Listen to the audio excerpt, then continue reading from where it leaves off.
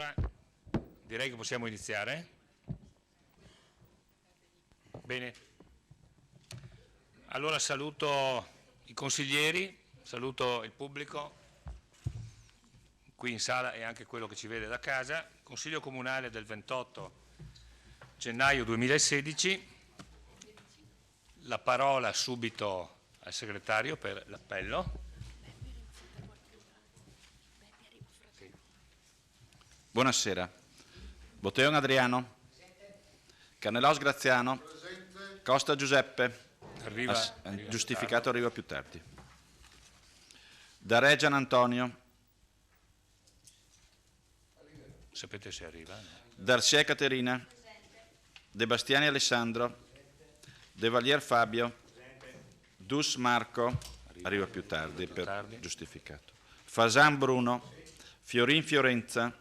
Maset Giuseppe, Posocco Gianluca, Sant'Antonio Paolo, Saracino Matteo, Sonego Elisa, Tocchet Silvano, presente. Tonon Roberto. Okay. Quindi 1, 2, 3, 4, 5, 6, 7, 8, 9, 10, 11, 12, 13, 14. 14 presenti, 3 assenti, di cui 2 sicuramente. Dus, Costa e Dare. Dus e Costa hanno comunicato che arrivano più tardi. E gli scrutatori, se mi confermano Darcia Caterina, De Valier Fabio e Posocco. Gianluca, perfetto.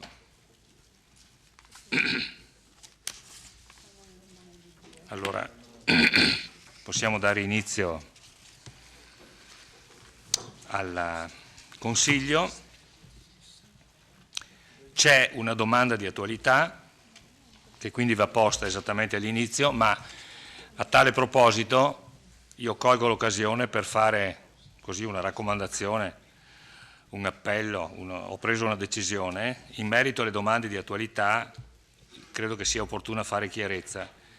Il regolamento comunale che disciplina le domande di attualità recita all'articolo 24: le domande di attualità consistono in domande su fatti recenti e sopravvenuti all'ordine del giorno che interessano l'amministrazione comunale. È successo anche altre volte, il fatto citato in questo caso non è tra questi e non è configurabile come fatto l'articolo appunto che cita il consigliere Sant'Antonio, cita un articolo di giornale. Quindi allo scopo di, diciamo così, seguire più rigorosamente il regolamento, io invito i consiglieri d'ora in poi ad attenersi a quanto dice appunto l'articolo 24 o eventualmente a trasformare le domande di attualità in interrogazioni. In ogni caso a questa come alle altre volte daremo una risposta perché lo ritengo opportuno e la darà credo il sindaco o l'assessore di reparto nell'ambito delle comunicazioni. Quindi io invito il consigliere Sant'Antonio ad illustrare la sua domanda di attualità. Non vedo la prenotazione. Eccola qua. Prego. Allora, la leggo così faccio molto velocemente. Faccio riferimento all'articolo apparso sulla Tribuna di Treviso in data 24 gennaio 2016 dal titolo "Da Serravalle a Sant'Augusta il cammino della vergogna", in cui si descrive lo stato di abbandono del percorso che porta al Colle di Sant'Augusta, vale a dire il più frequentato dei percorsi collinari vittoriesi. Premesso che verso la fine di settembre del 2015 si sono svolti i lavori di disboscamento del bosco di Sant'Augusta, in cui si snoda il percorso pedonale. Ad oggi sono ancora presenti sul sentiero cumuli di sterpaglie, rami secchi e tronchi di alberi in alcuni punti sopra la strada e anche posti in bilico, come documentato dalle foto allegate. Molti cittadini vittoriesi che frequentano regolarmente il percorso si erano rivolti al sottoscritto consigliere comunale, che immediatamente si era attivato una prima volta telefonicamente presso l'assessore ai lavori pubblici ingegner Turchetto ed una seconda volta a margine di una commissione consigliare, sempre con il medesimo assessore, ricevendo in risposta che il problema non si poteva risolvere, senza spiegazione dei motivi dell'impossibilità stessa. Il sottoscritto consigliere comunale chiede all'amministrazione entro quali tempi intenda provvedere all'asporto dei materiali, suggerendo di verificare la possibilità di impiego per questo lavoro degli ospiti del CEIS, dal momento che l'amministrazione ha in recente passato dichiarato l'intendimento di impiegarli in lavori socialmente utili. Ringrazio Paolo Sant'Antonio. Grazie. Per le comunicazioni adesso passo la parola al sindaco e nell'ambito di queste verranno date delle risposte anche al consigliere Sant'Antonio. Prego. Grazie, buonasera a tutti. In primis leggo la mail che è arrivata dalla signora Luciana Milani Solesin a seguito della comunicazione che abbiamo inviato su sollecitazione unanime del Consiglio Comunale per la morte della figlia nei fatti di Parigi. Al Sindaco del Consiglio Comunale, sono la madre di Valeria Solesin e voglio ringraziare lei e il Consiglio Comunale per l'affettuosa partecipazione, unendoci a voi nell'auspicio di pace e nella condanna di ogni atto di violenza. Con un augurio di buon anno, Lucia Milani a nome della famiglia Solesin. Ritenevo opportuno che fosse letta in Consiglio Comunale.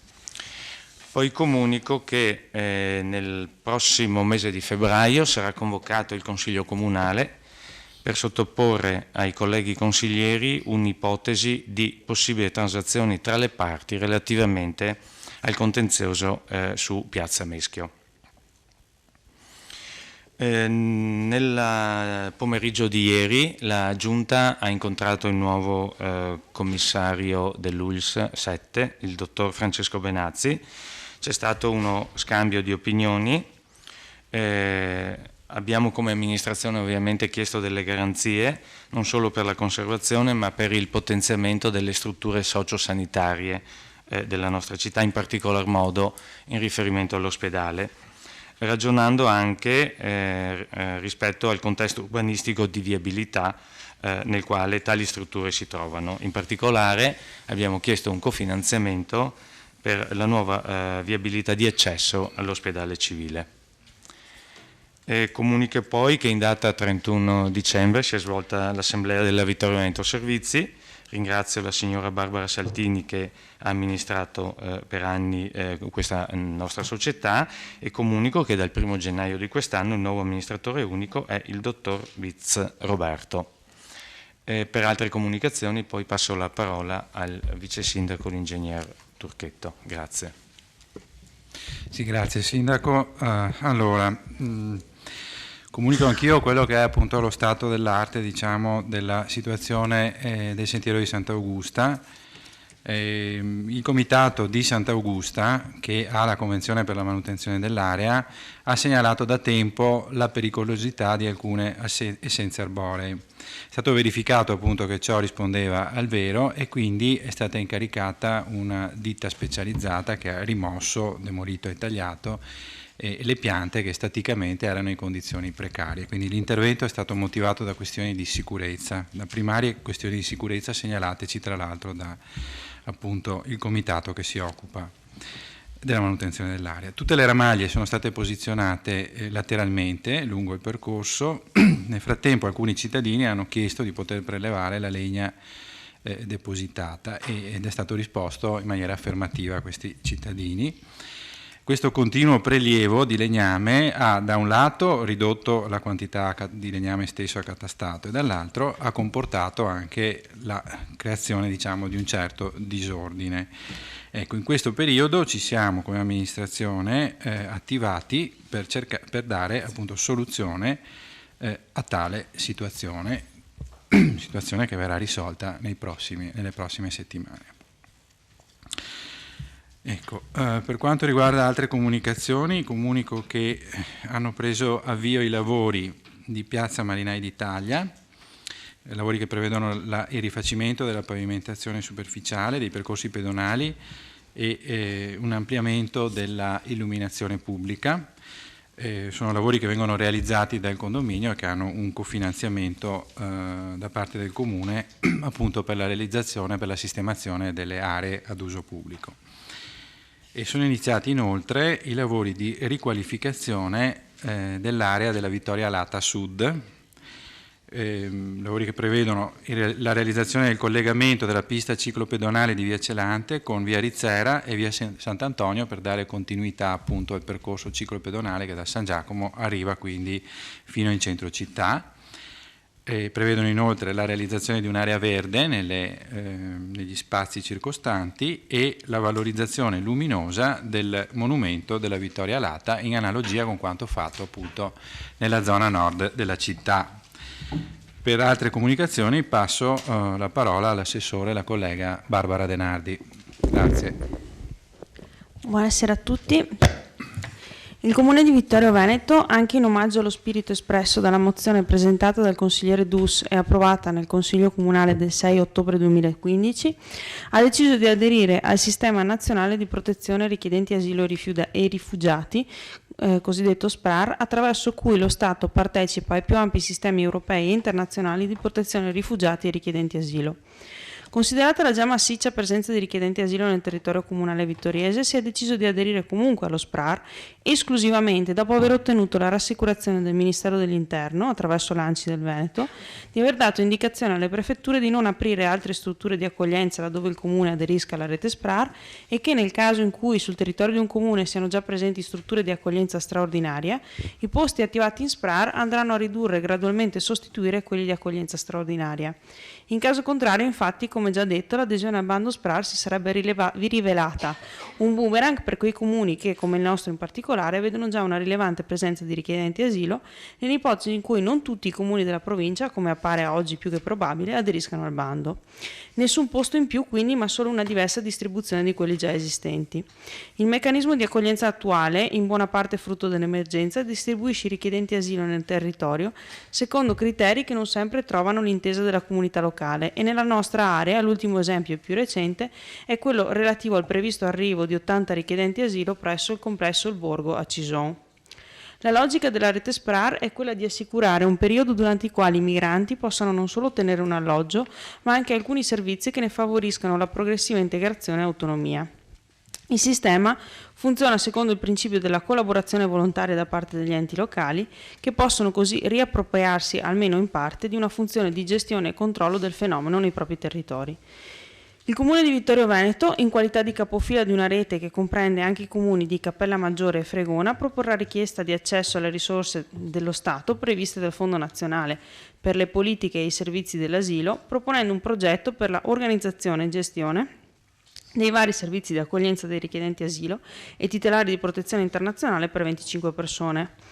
Per garantire la soluzione migliore per l'organizzazione e la gestione del servizio, il Comune di Vittorio Veneto ha emanato un avviso pubblico per individuare un soggetto terzo in grado sia di stendere e presentare la miglior soluzione progettuale del servizio da presentare, sia di offrire le migliori condizioni tecniche e economiche per la successiva attuazione del progetto stesso, nel rispetto dei quali il soggetto collaboratore dovrà impegnarsi e organizzare e erogare il servizio una volta che lo stesso avrà ricevuto i finanziamenti del Fondo Nazionale. Il progetto prevede che tale soggetto individui una struttura di accoglienza per 20 persone a Vittorio Veneto, 3 a Fregona e 2 a Cappellamaggiore. Di questi 25 posti, 19 sono riservati a persone individuate dalla prefettura, per intendersi richiedenti asilo in arrivo in provincia, e 6 posti potranno invece essere impiegati dal Comune di Vittorio Veneto per accogliere anche titolari di protezione internazionale o umanitaria già presenti sul territorio. In relazione a note apparse nei giorni scorsi sulla stampa, evidentemente frutto di scarsa conoscenza dell'argomento, si precisa che all'articolo 7,1 del decreto ministeriale 7 agosto 2015 è indicato che gli enti locali che presentano domande di contributo debbono destinare allo SPRAR una percentuale minima del 70% dei posti complessivi disponibili nelle strutture di accoglienza. Questo vuol dire che i posti per i quali l'ente locale proponente presenta domanda di contributo devono necessariamente rientrare tutti nella rete SPRAR al 100%. Almeno il 70% dovrà essere riservato per le assegnazioni e i relativi inserimenti in accoglienza di beneficiari individuati dal servizio centrale, mentre il restante per 30% potrà essere impiegato dagli enti locali titolari per accogliere direttamente, ferme restando le relative comunicazioni al servizio centrale, richiedenti o titolari di protezione internazionale o umanitaria presenti sul proprio territorio, quindi non altri soggetti in diverso modo determinati. In base a quanto previsto dal manuale operativo SPRAR 2015, anch'esso liberamente accessibile sul sito del Ministero dell'Interno, inoltre si rileva che in ogni caso non sono ritenuti idonei centri che prevedano la possibilità per i beneficiari di permanere nella struttura nelle sole ore serali e notturne, quindi con espressa esclusione della possibilità di creare ricoveri notturni o similari nell'ambito della rete SPRAR. Le risorse per finanziare il progetto sono stanziate per il 95% dal Fondo Nazionale per le politiche e i servizi dell'asilo, istituito presso il Ministero dell'Interno, e per il rimanente 5% dagli enti soggetti partner del progetto, con una quota a carica dell'ente attuatore non inferiore al 2%. A titolo di cofinanziamento il Comune di Vittorio Veneto metterà a disposizione l'ex casa del custode del cimitero di Ceneda, in grado di ospitare 5 persone. Complessivamente le somme da richiedere al Ministero saranno presumibilmente pari a 37 euro pro capite pro die per un totale annuo di circa 337.000 euro.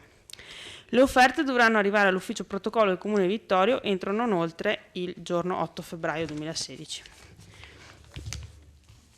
Poi c'è il DJM Music Contest del progetto Giovani del Comune di Vittorio Veneto. Sono stati 50 gli iscritti provenienti da tutta Italia, da Trento a Catanzaro, al Jam Music Contest, il nuovo concorso musicale per giovani band e solisti organizzato dal progetto Giovani del Comune di Vittorio Veneto. I migliori 10 hanno passato le preselezioni e si sfideranno ora sul palco dello spazio MAV di Vittorio Veneto per le fasi finali. Venerdì 5 febbraio, nella prima semifinale, si esibiranno live i vittoriesi Muppets for Dinner, le Basette e i padovani Musique Mécanique, il pavonese Samuan e il cantautore trevigiano Filippo Lazzar. Domenica 7 febbraio la seconda semifinale vedrà protagonisti i bolognesi Essere Là, i padovani Zodos e i locali No Panic Mon Amour, Magnetic Anomaly Detectors e Viale Dante. Tra questi verranno individuati i 4 finalisti, da cui uscirà il nome della band vincitrice, che sarà premiata con la registrazione professionale di un EP presso il Garage Studio e avrà la possibilità di salire sul palco del festival benefico Rock for Isle e in apertura di un artista di fama nazionale.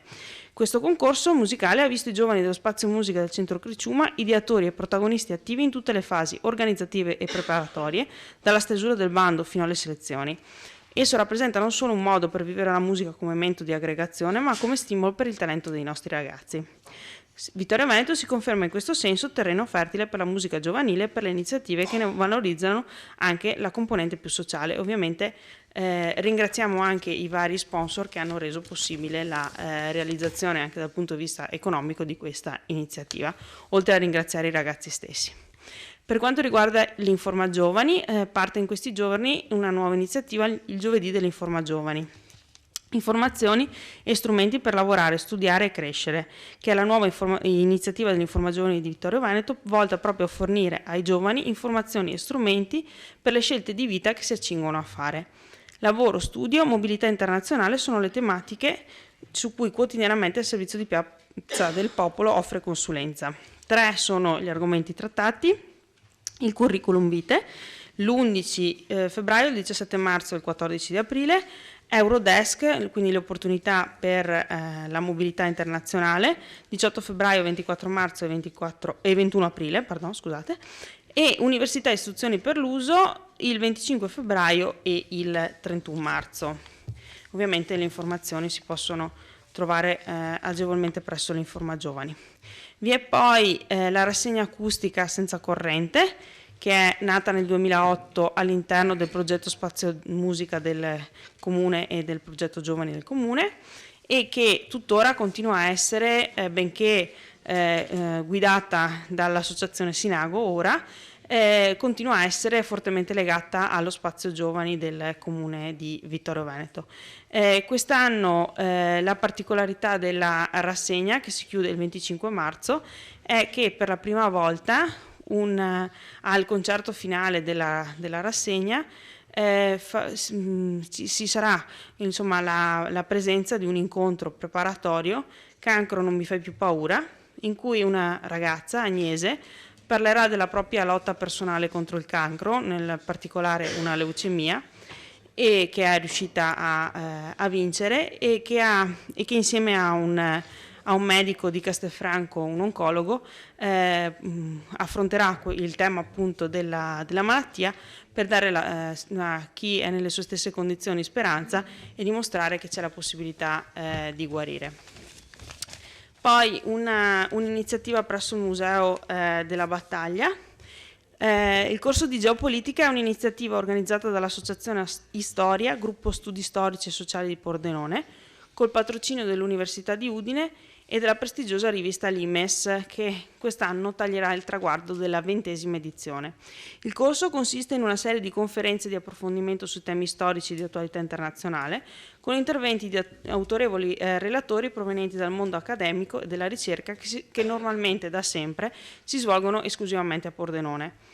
Quest'anno, a seguito di alcune iniziative culturali organizzate lo scorso anno dall'Associazione Storia in collaborazione con il nostro comune presso il Museo della Battaglia, l'associazione organizzatrice ha deciso di svolgere il corso in 2 sedi, sia a Pordenone sia a Vittorio Veneto, e al Museo della Battaglia avranno luogo 3 dei 7 incontri del corso, in particolare il 19 febbraio alle 20:30 con la partecipazione del professor Cardini, il 26 sempre alle 20:30 sempre al Museo della Battaglia con il dottor Alessandro Bianchi di Nomisma Energia, e il 5 marzo dalle 10 alle 12 sempre al Museo della Battaglia con il professor Gastone Breccia dell'Università di Pavia, che si affronterà il tema dell'Italia in trincea fino ai giorni nostri. Un'ultima comunicazione relativa all'asilo nido.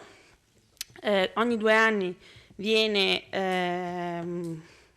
proposta il questionario di valutazione sulla qualità percepita del servizio, e la rilevazione statistica effettuata nel mese di dicembre 2015 ha visto come percentuale di soddisfazione, in particolare la valutazione molto soddisfacente per il 79% delle famiglie dei bambini che frequentano l'asilo nido di Vittorio Veneto, quindi sicuramente anche un plauso all'attività di tutti coloro che si sono impegnati all'interno dell'asilo nido di Vittorio Veneto.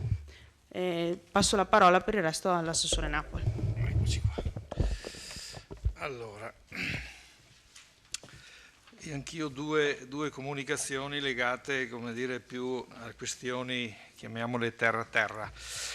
Nel senso che una riguarda l'evoluzione delle iniziative rispetto alla nostra nomina a città europea del vino nell'ambito del territorio della DOCG Prosecco Superiore Conegliano Valdobbiadene. Ecco, come sapete, nello scorso 18 novembre 2015 a Bruxelles la nostra area è stata investita del ruolo di città europea del vino, con questa motivazione. Il progetto presentato rappresenta al meglio la continuità di una manifestazione che vuole essere al centro dell'attenzione dell'Europa e del mondo nel promuovere la cultura, l'identità, i paesaggi, i territori del vino. Ecco, in questi giorni il Comitato di Coordinamento della Città Europea del Vino 2016 lo sta facendo pervenire a tutti i soggetti promotori di iniziative di valorizzazione del territorio. Quindi sono oltre un centinaio i soggetti che hanno collaborato alla costituzione del dossier di oltre 300 pagine descrittivo di circa 150 eventi per un valore economico che supera i 5 milioni di euro in valorizzazione, animazione e promozione del territorio. Il programma finalizzato al dossier di candidatura era stato elaborato quest'estate dagli uffici turismo delle 15 municipalità che, coordinate da quello di Conegliano, ecco, un lavoro che è valso a Bruxelles l'assegnazione del titolo. 15 comuni per una popolazione di 150.000 abitanti, 3.200 aziende del comparto con 22.000 ettari agricoli, 5.400 addetti, un sistema culturale e del volontariato che assieme ad albergatori e ristoratori costituisce un comparto dedicato all'accoglienza. Sono questi gli elementi che hanno qualificato il nostro territorio agli occhi dell'Europa e che ci fanno ben sperare per un'annata che ci vedrà protagonisti a livello europeo nel dibattito sulla cultura enologica. Ecco, in questo siamo consapevoli di poter contare su tutti quei soggetti che detengono il sapere, come l'università e la scuola enologica, ma anche gli enti di ricerca, consorzi di tutela e gli operatori stessi. Quindi sarà un anno in cui si porteranno avanti riflessioni e confronti sul nostro territorio per la salvaguardia e promozione dello stesso, con spirito collaborativo, mettendo in campo le elevate professionalità e competenze disponibili, per proseguire anche nel processo virtuoso di crescita sociale ed economica dell'area, anche in vista della prossima e prestigiosissima candidatura a patrimonio dell'UNESCO. L'anno europeo inizierà ufficialmente domenica 14 febbraio, quando a Reguengos de Monsaraz, in Portogallo, si terrà ufficialmente il passaggio del testimone della città europea del vino 2016. Questa è la prima. La seconda, che come dire, si lega anche al tema, è che è stata, diciamo, portata a compimento la fase di aggiornamento del regolamento intercomunale di pulizia rurale, quindi siamo pronti, diciamo così, per portare nei prossimi consigli il completamento di questo regolamento con tutti gli ultimi aggiornamenti che sono stati fatti nel corso dell'anno 2015, e quindi avremo modo di come dire, approfondire tutte le tematiche che hanno visto una importante evoluzione nei mesi scorsi, e avremo modo di approvare il regolamento in modo da allinearci in maniera, come dire, forse portarci un po' più avanti anche magari di altri comuni che nel frattempo così hanno approvato i documenti in precedenza, per cui adesso devono rincorrere gli aggiornamenti. Anche questo è un tema importante che ha richiesto un lavoro di coordinamento e di coesione e di condivisione fra 15 comuni, quindi voi capite che lavorare in 15 amministrazioni trovando, diciamo così, elementi di condivisione e di coesione non è una cosa semplice, però insomma io sono molto ottimista, vedo che il lavoro va avanti positivamente, quindi questo fa certamente ben sperare per il proseguo. Grazie. Parola all'assessore Uliana Antonella. Buonasera a tutti, grazie. Io volevo comunicare alcuni eventi e un paio di riflessioni. Il 29 gennaio, venerdì 29 gennaio, alle ore 20:45, nella sala civica del Museo della Battaglia ci sarà un reading tratto dal diario di Elisa Fagnol. I brani di questo reading sono parte del diario scritto da questa ragazza 14enne, Elisa, durante gli ultimi giorni della Grande Guerra, poco prima della battaglia di Vittorio Veneto. Ed è uno spettacolo da non perdere, sia per le letture che sono particolarmente intense e significative, ma anche per la cornice della sala dell'ex municipio di Ceneda. Oltre a questo volevo comunicare un altro evento. Il venerdì 5 febbraio alle ore 20:45 Villa Croce ospita la presentazione di un libro, Chernobyl l'assenza, a 32 anni da questo evento, per una riflessione su questo disastro. Oltre a questo, sabato 6 febbraio alle ore 21 il Teatro da Ponte ospiterà un evento particolarmente significativo, e cioè la messa in scena dell'opera lirica Bastiano e Bastiana, composta da Mozart quando aveva 12 anni. Questo è in linea con la volontà da parte dell'amministrazione di continuare a sottolineare l'importanza di questo musicista e chiaramente dei rapporti con Lorenzo da Ponte. Ci saranno in questo concerto dei solisti come Giulia Pattaro, Elvis Fanton, Francesco Toso. L'orchestra è diretta dal maestro Pietro Semenzato ed è uno spettacolo particolarmente coinvolgente, perché ci sono, oltre a questi artisti di livello, anche alcuni studenti vittoriesi selezionati come comparse fra le scuole della nostra città. Oltre a questo avviso e anticipo che stiamo organizzando e verrà inaugurata il 27 febbraio una mostra molto importante a Palazzo Todesco, che avrà questo titolo: La luce di Guidi fra spazi e linguaggi nuovi, 50 anni di grande pittura a Venezia. in questa rassegna di grande spessore, di grande valenza culturale, avremo la possibilità di esporre opere di Bacci, Morandi, Slicata, Vianello, San Tommaso, Tancredi e anche Vedova. Questo è il primo appuntamento che vedrà Palazzo Todesco aprirsi ad una esposizione di notevole rilevanza. Il successivo, già in calendario, sarà ad agosto e riguarderà una mostra sulla transavanguardia. A conclusione di questo discorso sulle mostre, mi premeva sottolineare come la mostra che è stata recentemente chiusa, Messaggi di pace, ha visto circa 2500 ingressi. Grazie. Grazie Assessore Uliana. Prima di dare la parola al consigliere Posocco per l'interrogazione, do la parola brevemente al consigliere Sant'Antonio per esprimere il suo giudizio di gradimento. Prego. Allora, velocissimamente, senza fare polemica, visto che sempre sulla risposta del Sentiero di Sant'Augusta, visto che la cosa si protrae da settembre e l'assessore mi ha risposto che entro le prossime settimane ci sarà la risoluzione, allora interpreto io che prossime settimane secondo me potrebbero essere 2, massimo 3. E allora sarò soddisfatto della risposta. Grazie. Raccogliamo il suo auspicio. Consigliere Posocco, punto numero 6 all'ordine del giorno, interrogazione del consigliere Gianluca Posocco. Prego, a lei l'illustrazione.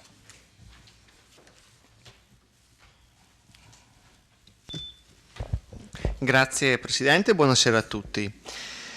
Allora, la mia interrogazione riguarda l'allagamento del sottopasso ciclopedonale di via Ippolito Pinto.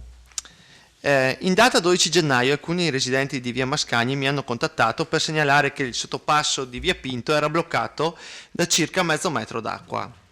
Considerato che il sottopasso è adibito solamente al percorso ciclopedonale, i residenti sono stati costretti a scavalcare il guardrail per poi attraversare via Pinto in mancanza di passaggi pedonali adiacenti, con il pericolo dei veicoli che sfrecciano a velocità sostenuta.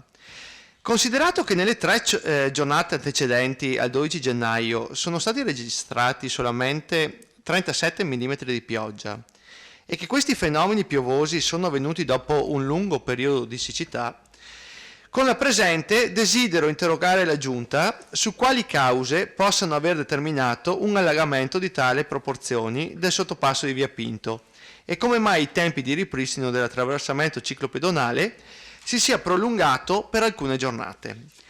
Infine, richiedo di essere informato se sono state adottate delle soluzioni definitive per evitare nuovi allagamenti o se in futuro potrebbe nuovamente verificarsi un'ostruzione del sottopasso anche per quantità di piogge non significative. Grazie.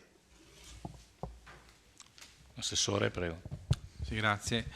Allora, intanto da specificare appunto che la strada, quindi Viale Pinto, è della provincia, ma il sottopasso ciclopedonale appunto che collega il tratto nord al tratto sud di via Mascagni, pur realizzato dalla provincia stessa, è stato consegnato al comune con tutti i servizi collegati, pubblica illuminazione ed altri.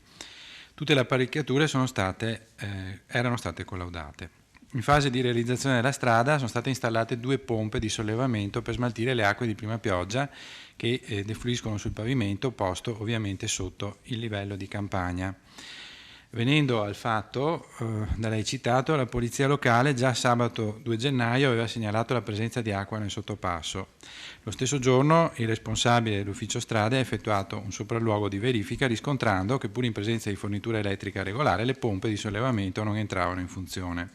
Successivamente, constatato il persistere del problema, l'area veniva transennata e il transito veniva interdetto. Nei giorni successivi veniva quindi interpellata una ditta specializzata nella manutenzione di questo tipo di macchinari e appunto il 12 gennaio veniva asportata meccanicamente con autobotti l'acqua presente nel sottopasso e di conseguenza lo stesso veniva reso praticabile. Il 22 gennaio le pompe di sollevamento sono state asportate per verificare le cause del blocco l'eventuale danno e per poter preventivare la spesa necessaria per la loro riattivazione. Siamo in attesa adesso appunto di acquisire questo preventivo relativo alle opere necessarie per il ripristino della funzionalità delle pompe di sollevamento e ovviamente, come da sua richiesta, la informeremo circa le soluzioni definitive che verranno quindi adottate per evitare il ripetersi di situazioni analoghe. Grazie. Grazie. Consigliere. Sì, ringrazio l'assessore, sono soddisfatto della risposta e se tiene informato il Consiglio e i cittadini la ringrazio ancora. Grazie. Possiamo passare al punto successivo, punto numero 2, l'ordine del giorno. Oggetto variante urbanistica numero 57 del 2015 ai sensi dell'articolo 50,4 legge regionale 61, riclassificazione immobili denominati ex asilo di Piazza Gallina, approvazione. La parola al sindaco Ottono. Grazie Presidente. Siamo all'ultimo atto, l'adozione è già passata in questo Consiglio Comunale. La variante, come è noto a tutti, interessa un immobile di proprietà comunale che è l'ex asilo di Piazza Gallina, che è stato inserito nel piano delle alienazioni approvato il 26 marzo 2015 da questo Consiglio, perché si è trasformato da zona F1, cioè zona per servizi, in zona A, centro storico a destinazione prevalentemente residenziale. La variante è stata adottata il 29 ottobre 2015 in questa sede, pubblicata, trasmessa a ULSS, Genio Civile e Regione del Veneto per l'acquisizione di tutti i pareri. Sono stati acquisiti i pareri favorevoli di ULSS e Genio Civile e la Regione ha ritenuto che, vista questa variante, non sia necessaria che sia sottoposta alla valutazione ambientale strategica. Non sono arrivate osservazioni né al Comune né alla Provincia. Ora il Comune è chiamato ad approvare questa variante. L'Ufficio Patrimonio procederà successivamente con le procedure per l'alienazione di questo come degli altri beni inseriti nel piano. Questo in sintesi. Qualora ci fossero ulteriori domande, c'è anche il dirigente di settore, l'architetto Wanda Antoniazzi. Grazie. Grazie. Sindaco Tonò. Se non ci sono osservazioni metterei subito ai voti, se siete d'accordo. Bene, allora metto ai voti il punto numero 2 all'ordine del giorno. Favorevoli? Contrari? Nessun contrario, quindi dovremmo essere in 16, se tornano i conti. 16, quindi unanimità. E anche se non era inizialmente previsto, io metterei in votazione anche l'immediata eseguibilità, perché vi inviterei a votare appunto, quindi metto ai voti l'immediata eseguibilità. Favorevoli, contrari, astenuti nessuno, quindi 16 unanimità.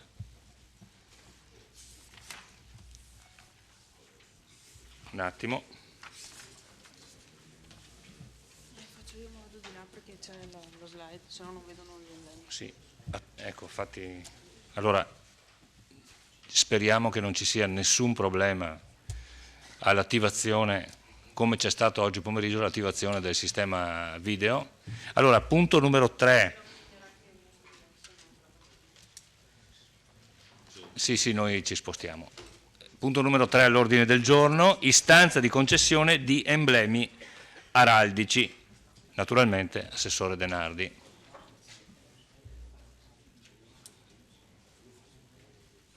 Alla quale do la parola dopo aver superato i problemi tecnici. Difatti, c'è qualche problema.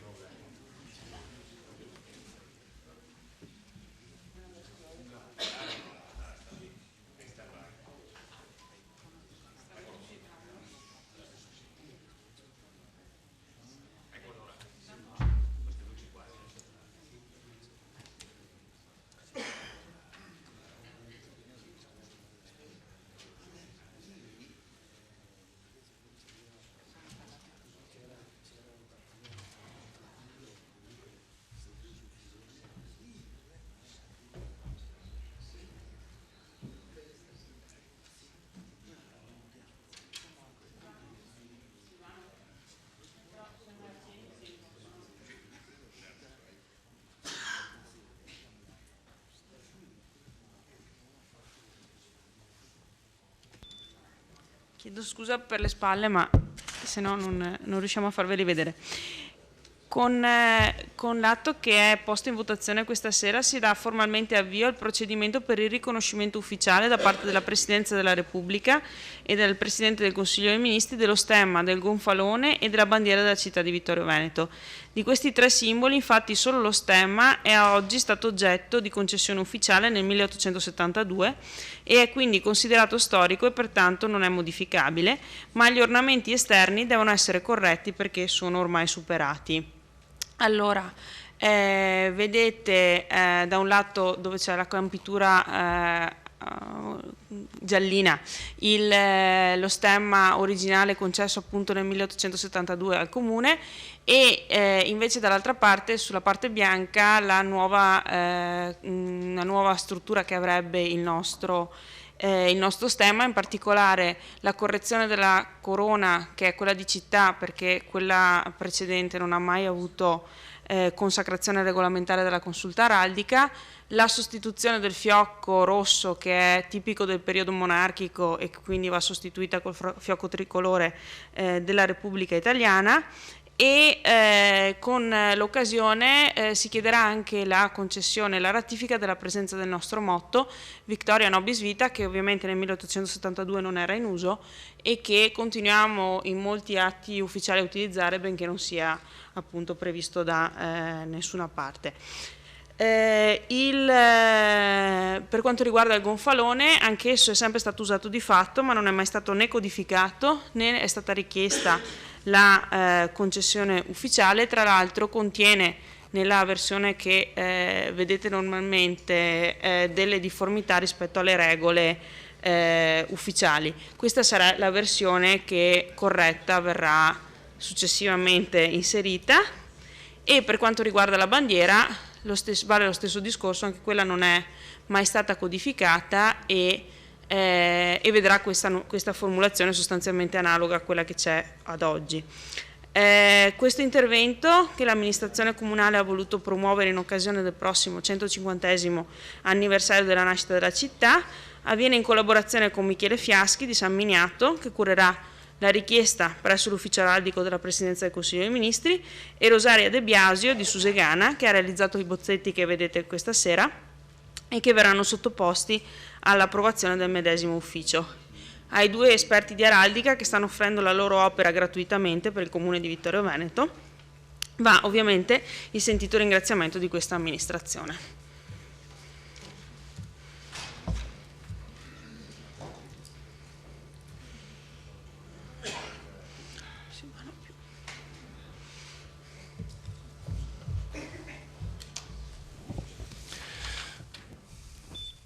Grazie Assessore Denardi.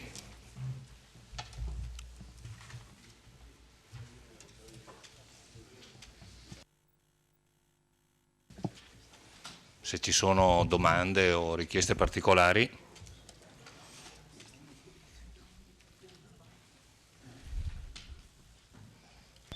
Consigliere Darè, prego. Ma vista la storicità di questo stemma, non capisco il perché dobbiamo andare a modificare un qualcosa che è del nasce con la città di Vittorio Veneto nel 1866. Siamo d'accordo magari sul gonfalone, su tutte le altre cose, però modificare un qualcosa che appartiene alla città proprio per la sua storicità mi pare quantomeno inopportuno. Grazie. Sono altre domande?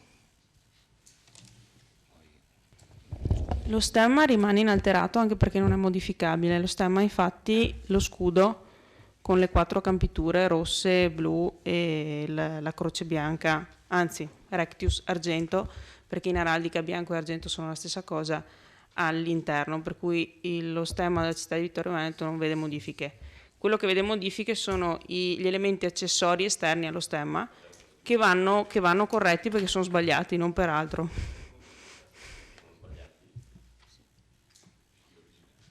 Questo ci è stato riferito dagli esperti dell'amministrazione. No, sono sbagliati il fiocco da quando siamo diventati una repubblica, perché fino a che eravamo una monarchia era corretto. Vedo che si è... Consigliere Posocco? Sì, no, la mia domanda è perché ci siamo accorti adesso che sono sbagliati e prima, cioè, non li possiamo assolutamente mantenere, quelli che sono nati con la città. Cioè, è un problema mantenere tutto inalterato?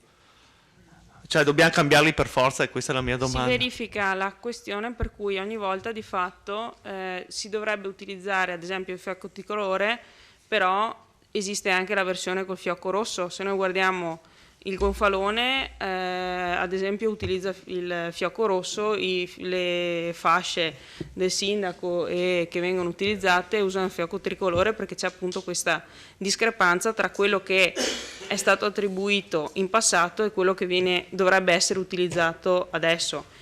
Poiché si sta facendo la sistemazione del gonfalone, tanto vale mettere a posto, anche su indicazione dell'ufficio di araldica della Presidenza del Consiglio dei Ministri, queste piccole difformità che, come detto, non modificano lo stemma, che non è modificabile.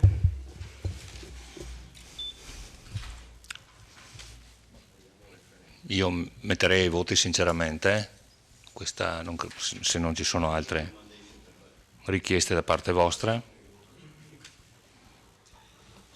Allora metto ai voti il punto numero 3 all'ordine del giorno, istanza di concessione di emblemi araldici.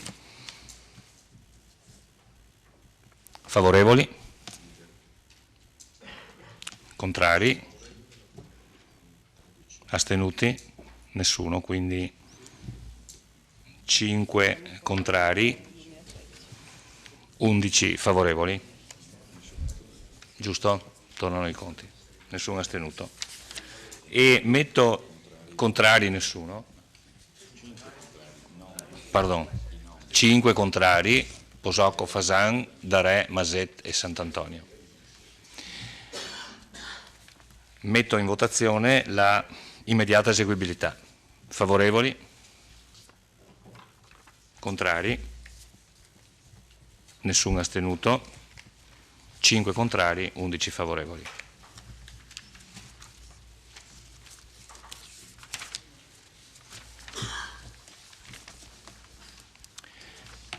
Possiamo passare al punto numero 4, all'ordine del giorno, documento unico di programmazione DUP 2016-2018, discussione e conseguente deliberazione. Avremo modo di chiarire tutti i punti. Come avete visto, lo schema di proposte di delibera è aperto a varie soluzioni, a seconda di quanto deciderà appunto il Consiglio Comunale. Volevo solo ricordare che il DUP è stato presentato e c'è il verbale numero 50 di presa d'atto nel Consiglio Comunale del 29 dicembre 2015. Questa amministrazione, è stato già spiegato, a livello di garanzia ha ritenuto di fare questa fase intermedia prevedendo 20 giorni di tempo per le eventuali osservazioni, quindi con scadenza il 18 gennaio 2016. Sono pervenute 3 osservazioni, nell'ordine cronologico sono quelle di consiglieri Saracino, Fasan e De Bastiani, tutte il 18 gennaio 2016, e ringrazio i consiglieri per il loro contributo. Tutte le osservazioni contengono, diciamo così, rilievi di aspetto tecnico e altre di merito politico, ai quali credo che si cercherà di rispondere questa sera. Prima di dare la parola all'assessore Napol, volevo così condividere con voi il modo con cui organizzeremo questo dibattito. Primo giro di osservazioni, quindi i 3 consiglieri che hanno presentato le loro osservazioni potranno illustrarle nel tempo a loro disposizione. Poi ci saranno i chiarimenti tecnici da parte dei tecnici e probabilmente qualche chiarimento di tipo politico. alla fine si prenderà su ognuna delle tre osservazioni, chiamiamole pure osservazioni, il Consiglio Comunale prenderà la decisione. Certo. No, il dibattito è chiaramente aperto, sì, chiaramente. Ecco, tutto qua. Quindi la parola all'assessore Napoli, prego. Allora, questo è il secondo, passaggio dopo quello del 29 di dicembre scorso, dove è stato presentato e c'è stata la presa d'atto. Questa è la prima volta che il Consiglio Comunale si trova ad affrontare questo tipo di documento.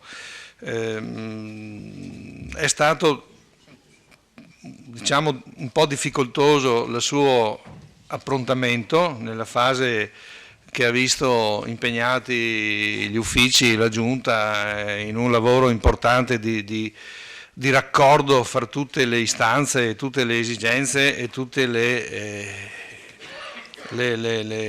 valutazioni programmatiche che sono dentro il programma di mandato. Quindi è stato un grosso lavoro fatto in poco tempo di convergenza e di costruzione di questo documento che poi detta, le linee del futuro bilancio di previsione. Per questo mi sento di ringraziare tutte le strutture, gli uffici che hanno collaborato in maniera importante al raggiungimento di questo risultato e poi in particolare la dottoressa Costalonga e del Vassore che hanno curato la fase conclusiva finale e proprio anche il materiale confezionamento e costruzione del documento, che non è stata una cosa semplice, anche perché abbiamo avuto qualche difficoltà anche a livello di software, perché proprio nel corso d'anno era stato cambiato il programma da parte della nostra software house che aveva ritenuto di fare questo cambiamento per renderlo più funzionale rispetto a tutte le novità che si andavano delineando. Quindi questo è stato veramente un grosso lavoro. Le varie amministrazioni, proprio perché è stata una novità per tutti quanti, hanno agito in maniera diversa, nel senso che ci sono state amministrazioni che hanno presentato, altre che l'hanno presentato e approvato contestualmente, quindi si poteva approvare anche il 29 di dicembre. Altre che hanno fatto la presentazione e poi andranno direttamente al 29 di febbraio. Diciamo così, noi abbiamo ritenuto di fare un percorso più garantista, più trasparente, dando la possibilità ai consiglieri di impadronirsi un po' della logica di questo documento che è completamente nuovo rispetto alla vecchia relazione previsionale e programmatica con la quale eravamo abituati a relazionarci e quindi abbiamo ritenuto di fare questa prima presentazione compresa d'atto, poi lasciare in 20 giorni di tempo per analizzare il documento in maniera tale che potessero emergere valutazioni, proposte, osservazioni, eccetera, eccetera. Quindi questa era un po' la logica. Quindi questo è un atto di trasparenza che l'amministrazione ha ritenuto di fare anche nella logica di chiedere anche un contributo costruttivo da parte dei consiglieri. Ecco, sono intervenute 3 osservazioni con varie caratteristiche. Quella del consigliere Saracino così si concentra più su alcuni aspetti tecnici, numerici, legati un po' forse alla difficoltà anche di comprensione del documento, alle quali verrà data risposta proprio in maniera puntuale e tecnica. E poi c'è l'osservazione del consigliere Fasan che si è prodotto in un elaborato che però nonostante il suo impegno è andato un po' fuori tema, che nel senso che lui si è relazionato col programma di mandato che però non è modificabile, voglio dire, quello che è stato approvato ancora nel settembre del 2014, credo. Quindi, però insomma sono sempre comunque osservazioni che vale sempre la pena di tenere presenti, perché insomma non è che il DUP, questo qua adesso è approvato e poi rimane tutto congelato da qua all'eternità, cioè nel senso che le cose evolvono, cambiano, le idee magari necessariamente si adeguano al cambiare delle cose, all'aprirsi di possibilità, al chiudersi di altre, come abbiamo visto anche nel corso del 2015, e quindi insomma sono comunque tutte osservazioni e tutti i ragionamenti che hanno un loro valore e una loro come dire, dignità, e come tali vanno considerate.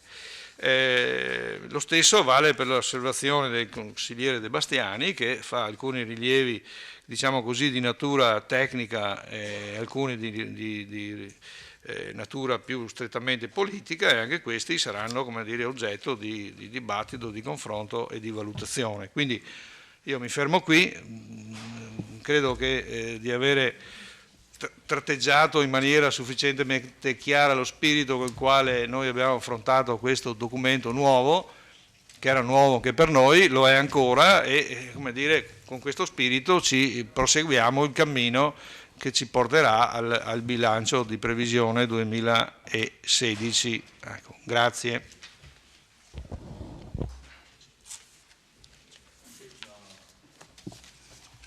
Allora, grazie Assessore Napol.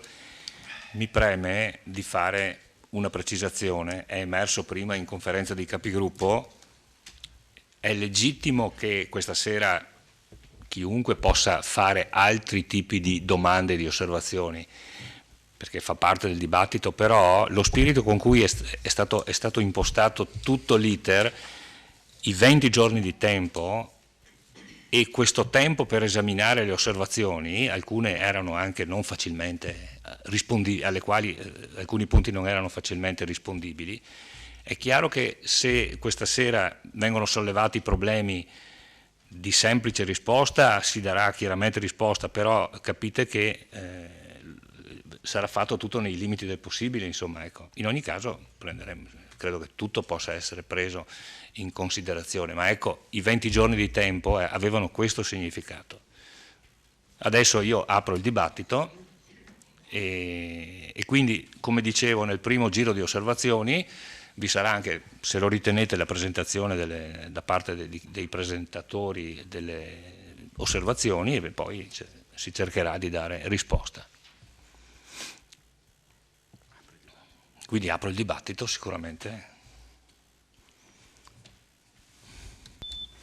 Consigliere Saracino.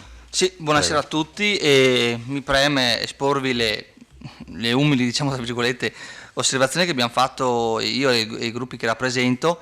Ci siamo permessi di sottolineare che riteniamo che il budget assegnato a sviluppo e turismo, lo sviluppo del settore agricolo e del sistema agroalimentare, protezione civile, sviluppo e tutela del territorio, mobilità sostenibile, agricoltura ed edilizia scolastica sia troppo basso, e abbiamo fatto la richiesta che vengano aumentati i fondi per queste tematiche.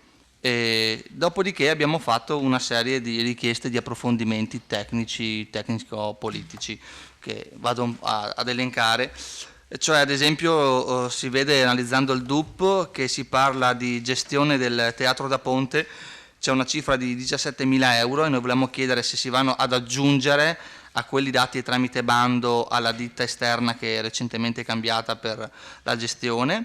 Dopodiché volevamo chiedere le politiche giovanili, vediamo un budget da 117.000 euro, volevamo capire quali sono le politiche giovanili, magari un po' nello specifico, visto che è un tema che ci sta molto a cuore. Dopo una cosa che, ecco, questa veramente volevo sottolinearla, anche magari chiedendo un consulto al nostro consigliere di minoranza Sant'Antonio, quando si va a leggere anche il discorso software per l'anagrafe, c'è un costo di 300.000 euro di un software, quindi insomma non è un costo da poco. Sono rimasto un po' basito quando l'ho visto, volevo chiedere se non c'erano alternative, magari open source, magari da riuscire a risparmiare qualcosa. Dopodiché, quando si parla volevo anche che mi venisse specificato il budget di 80.000 euro per il piano di informatizzazione comunale. E dopodiché abbiamo chiesto se è possibile una spiegazione più specifica per i 117.000 euro messi a bilancio per creare una guida all'offerta sportiva. Grazie. Grazie consigliere.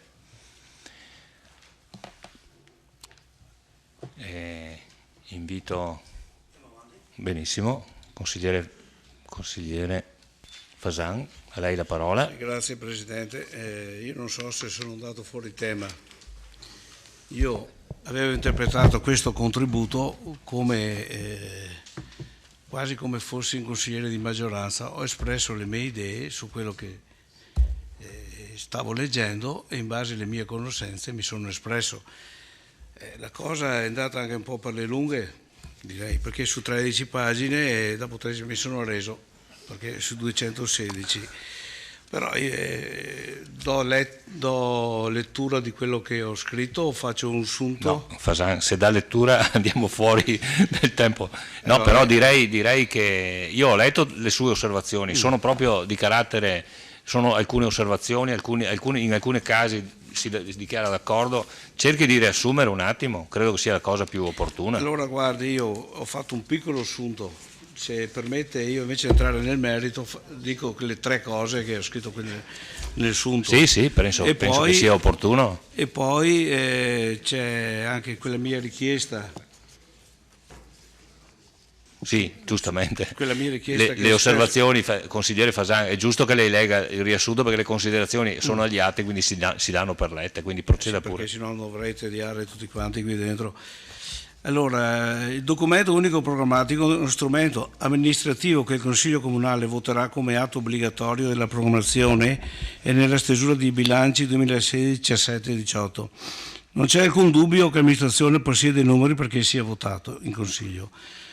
Tuttavia la minoranza consigliare, seppur ridotta rispetto al recente passato e confrontandosi con un testo di 216 pagine, complesso e a tratti di difficile intuizione anche agli addetti che ricoprono incarichi amministrativi da parecchi lustri, ricopre in questo caso un ruolo preciso, quello di evidenziarne le lacune e di contribuire a una stesura migliore del documento. Per questa ragione ho protocollato entro il 18 gennaio una serie di osservazioni alla bozza del testo fornitemi dall'amministrazione comunale, impegnandomi al meglio delle mie ridotte possibilità, vista la scarsezza delle informazioni fornitemi, evidenziandone le congruenze piuttosto che le lacune. Il mio obiettivo è stato soprattutto quello di sottolineare le parti dove il documento prefigurava interventi svantaggiosi per la nostra città, che sarebbero stati penalizzanti anche per le future amministrazioni, lasciando agli elettori la possibilità di premiare no con il proprio voto quanto programmato e realizzato dall'amministrazione. Risalta da subito nella lettura del documento che non c'è spazio per le periferie negli obiettivi del DUP. Se periferie si possono considerare i quartieri di San Giacomo, Val di Fiori e Valla Pisina, non c'è nella programmazione del piano opere pubbliche 2016-2018 alcun cenno di investimenti. Eppure quanto siano importanti nelle stesure del bilancio le risorse date da questi quartieri è stato evidenziato nel recente assestamento di bilancio dove un taglio delle risorse date dalla Valla Pisina ha dimezzato il piano opere pubbliche. Neppure un euro è stato programmato per la Valle. Anche San Giacomo, con la sua area industriale, è un gettito importante per il bilancio comunale e per i cittadini che vi lavorano e pagano le tasse comunali. L'amministrazione è attualmente concentrata sulla vendita di brolo della Marfil e nella valorizzazione dell'aerocampo. Tuttavia non dice come poter finanziare l'ampliamento della scuola Sauro se non con la vendita della vecchia Sauro, che, come dimostrato dalla mancanza di partecipazione ai bandi, non interessa a nessuno, almeno non al prezzo che è stato inserito nel piano allineazioni. L'aveva messa a me, però. Pure per Capesi che ha progettato di costruire la scuola, impegnando nel bilancio il minimo sindacale, 400.000 euro, somma non congrua a realizzare questo quanto prospettato nel progetto. A mio parere, alla prima variazione di bilancio avremo la sorpresa di un adeguamento dei costi. Non ha lesinato però le risorse per la ristrutturazione dell'ex scuola Cosmo, intervento che a mio parere non è fra le priorità cittadine, quando buona parte degli edifici scolastici della scuola d'obbligo non hanno i requisiti di sicurezza stabiliti nelle recenti norme. Risalta anche la incapacità di programmare un credibile progetto per incrementare il turismo nella nostra città. Fra le osservazioni date ho scritto: le opportunità di richiamo turistico sopra esposte sono già per buona parte presenti sul territorio comunale e non credo che Vittorio possa essere definita una città che vive di turismo o che dal turismo trae grossi benefici economici. Dal punto di vista turistico credo che Vittorio Veneto abbia possibilità di sviluppo date più da progetti europei e regionali che dalla reale capacità dell'amministrazione di incidere con le risorse proprie. D'altra parte, giustamente, la Regione e la Provincia hanno avvocato alla loro programmazione qualsiasi progetto di promozione e di comunicazione inerenti al turismo, lasciando ai comuni la sola possibilità di partecipare a dei progetti su scala regionale e nazionale. Pure i futuri finanziamenti vanno in questo verso e fra tutti gli obiettivi espressi dal DUP per accedere ai finanziamenti regionali europei, dubito che esistano delle reali possibilità di poter attingervi con successo. Questo è quello che penso io. Da qualche anno infatti l'Europa e quindi la Regione non distribuisce finanziamenti per progetti puntuali, ma finanzia solo ed unicamente progetti che hanno una valenza di interesse europeo. Finanzierà sicuramente la ciclovia dell'amicizia, itinerario da Monaco a Venezia, che l'attuale amministrazione non sembra abbia messo fra gli obiettivi primari della propria programmazione. È già un progetto turistico progettato e condiviso dalle amministrazioni, di importanza fondamentale per Vittorio. Si parla che a regime arriveranno centinaia di migliaia di bikers, che l'amministrazione precedente ha appoggiato e difeso dalle comprensibili avance dei comuni bellunesi verso la regione e la provincia, desiderosi di portare sul proprio territorio finanziamenti ed opportunità di sviluppo turistico. Abbiamo inoltre le riserve di caccia alpine che, le cose non citate chiaramente da voi, che se anche sono un turismo di nicchia, rappresentano in tante altre realtà limitrofe un vero business per le attività correlate. Abbiamo i laghi lapisini, sottovalutati sotto ogni specie, sotto ogni punto di vista, ma che potrebbero diventare una fonte di ricchezza turistica per la valle e per Vittorio Veneto. Ricordo che il lago di Garda accoglie ogni anno 200.000 presenze di pescatori da altre regioni e dall'estero. Ricordo inoltre che i tentativi della precedente amministrazione di individuare un attrattore turistico, perché se abbiamo un attrattore turistico la gente arriva a Vittorio, altrimenti non arriverà mai, per il nostro territorio, cercando di costruire un polino di tiro nelle cave abbandonate di Nove o la possibilità di realizzare un casinò in accordo con un altro ente del territorio. Queste sono idee che possono far decollare la nostra città dal punto di vista turistico. Altro punto, sto chiudendo. Altro punto per me da valutare attentamente è la revisione della viabilità cittadina e dei sensi unici. In questo momento storico di ristrettezze economiche per le amministrazioni, credo sia più credibile sistemare le strade in marciapiedi piuttosto che intervenire per modificare i sensi unici. Non credo che ad ogni tornata elettorale l'amministrazione debba invertire i sensi unici per dare un segnale di discontinuità. L'amministrazione Scotà aveva realizzato il piano urbano del traffico consultando degli esperti e chiedendo pareri alle forze dell'ordine addette alla sicurezza del traffico. I documenti sono ancora là negli uffici comunali. Sicuramente nella stesura del piano non aveva fatto riferimento alla segreteria di partito e alle indicazioni dei propri elettori. Non credo che esistano punti pericolosi nella viabilità urbana, quanto piuttosto da monitorare la viabilità extraurbana, in particolare la statale 51. Una mia interrogazione consigliare di un anno fa sulla pericolosità della statale non ha sortito alcun effetto sia da parte di ANAS che da parte dell'amministrazione che tutela la sicurezza dei propri cittadini. Un chiaro esempio di quanto sta dicendo fa riferimento al grave incidente stradale verificatosi un anno fa, dove sono decedute 2 persone precipitate con il proprio mezzo nel lago Restello. Questo per la mancanza di opportune barriere di sicurezza alla viabilità. Malgrado la mia denuncia, la protezione del dirupo è stata ricostruita tale e quale come era, quindi di nessuna efficace protezione. Questa è la prova provata che quanto affermato dalla minoranza in Consiglio non è tenuto in poco conto dall'amministrazione. Speriamo che non sia necessario un altro incidente per individuare le responsabilità. Alcune delucidazioni. A pagina 71 non c'è alcun cenno delle entrate da Samno per lo spazzamento cittadino. In quale scheda sono messe? A pagina 87, capacità di indebitamento. Che vuol dire? Da quanto emerge, la nostra capacità di indebitamento è aumentata negli anni. Vuol dire che parte del debito comunale che abbiamo trovato è stata estinta. Poi nella riunione di capogruppo avevo sollecitato il segretario posso esprimermi, segretario, di togliere dagli organismi gestionali di erogazione dei servizi BIM Piave consorzio obbligatorio fra il Comune di Vittorio Veneto e altri 33 comuni. Chiedo che sia tolta la parte inferiore dove è indicato che il Comune di Vittorio Veneto possiede il 2,94% di BIM Piave. Secondo me il consorzio obbligatorio che esiste da circa 60 anni non va definito come consorzio paritario in termini percentuali di partecipazione, per non consolidare la pessima pratica di suddividere i circa 2 milioni annui di sovracanone BIM in modo sostanzialmente uguale fra i 34 comuni partecipi. Lo statuto di BIM ricorda solo che in termini di valore di voto in assemblea di soci vi è parità di valore fra i voti dei comuni, ma non è mai stata mai decisa la modalità di ripartizione del sovracanone.